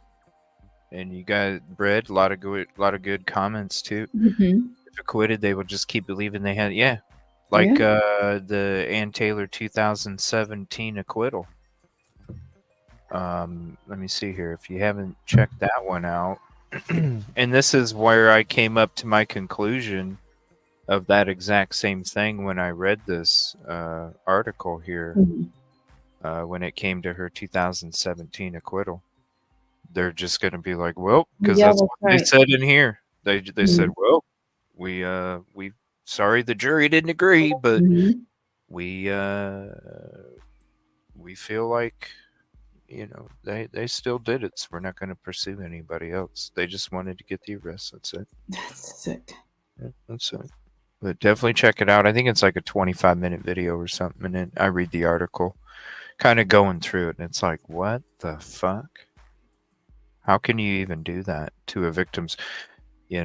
I don't care if you're fucking right or wrong, or you think you're right or wrong. You don't tell the family, well, I'm sorry, they didn't agree with what we think. No, even if you're fucking lying, you're like, yo, we're gonna do everything we can to see, something. It's a family, man. You don't do that. Right. Same thing with the Drake case, if I remember correctly. Probably. They all have their own little script on how they fucking do shit and how they've been doing shit for so long. That's why they don't want outside influence, because then it fucks up the script. Right. Yeah. For some reason, Nina Kelly gifted 5 memberships and it didn't show up in the YouTube chat. So I want to say shout out to you, Nina Kelly. It didn't even show anybody that was gifted memberships either. But I want to say contribution call out and thank you for your support for the community. Appreciate that. She does a lot of good work too. Yeah. Yeah. A lot of good stuff. So. All right, everybody, I'm going to go ahead and end the evening. I shall be back on tomorrow night. I'm going to try and make the road trip, but it's weather permitting. So if I don't end up going, I'll probably get on a hell of a lot earlier and just do a hangout show for 5 hours or something. But if I do go, then it's probably going to be towards later in the evening. But if you are part of the Discord community, I'll let you guys know if I am going on the road, and if a members live only pops up, then I'm on the road, but it's all going to be weather permitting. So it says right now that there's a decent chance of rain for most of the day, So I'm hoping when I wake up tomorrow, it might be a little different because weather never is exact. So I'm hoping it might be a little different, and I might try and venture down there tomorrow. So we'll see. I'll let you guys know in the Discord chat what I'm able to do depending on the weather. And if you are not part of it and you're on Discord, I'll drop the link to it and you can go ahead and join. And also when it comes to notifications, because I know YouTube is shitty with it too. Oh, they I are. I do drop the links in the community chat too. Yeah, I used to get notifications on Facebook, but I don't anymore. I don't know why. But Yeah. ever since my phone burned, I don't know. It's wacky. Who knows? You think they would take care of it right away, but it's been something. No, and it burned, and there may be some stuff in my fireplace that's toxic because the phone burned. I don't even know. I have to check it out. Yeah, because I started having these dry eye problems, and I don't know. Oh, no shit. Yeah, I guess iPhone, if it burns up, like it explodes, maybe there's like stuff, but I have to figure it out tomorrow because my eyes have been really dry, and I went to the doctor and they said I had to do this regimen, and I'm thinking, what the hell? They were asking me, did anything happen? And I said, well, there was an explosion near my house that had like toxic fumes. And they're like, well, anything else? And I told the doctor my phone burned. But this was like in January. She's like, well, you need to check that out because sometimes there's toxic stuff. So I'm like, fuck. Yeah. And it's probably in cracks and all sorts of shit. When it heats up, it has that fume. Yeah. Yeah, it's dangerous shit, man. I'll figure it out. Chemicals, yeah. But I'll be on tomorrow night for sure. I'm just not exactly sure what time. So I'll let you guys know, weather permitting, in Discord. And we'll see you tomorrow night no matter what. Okay. All right. Night. Thank you, everybody, for hanging out. Appreciate you. Missed you guys. Night, everybody. We'll see you tomorrow. Appreciate All you guys. Bye. Good night, everybody.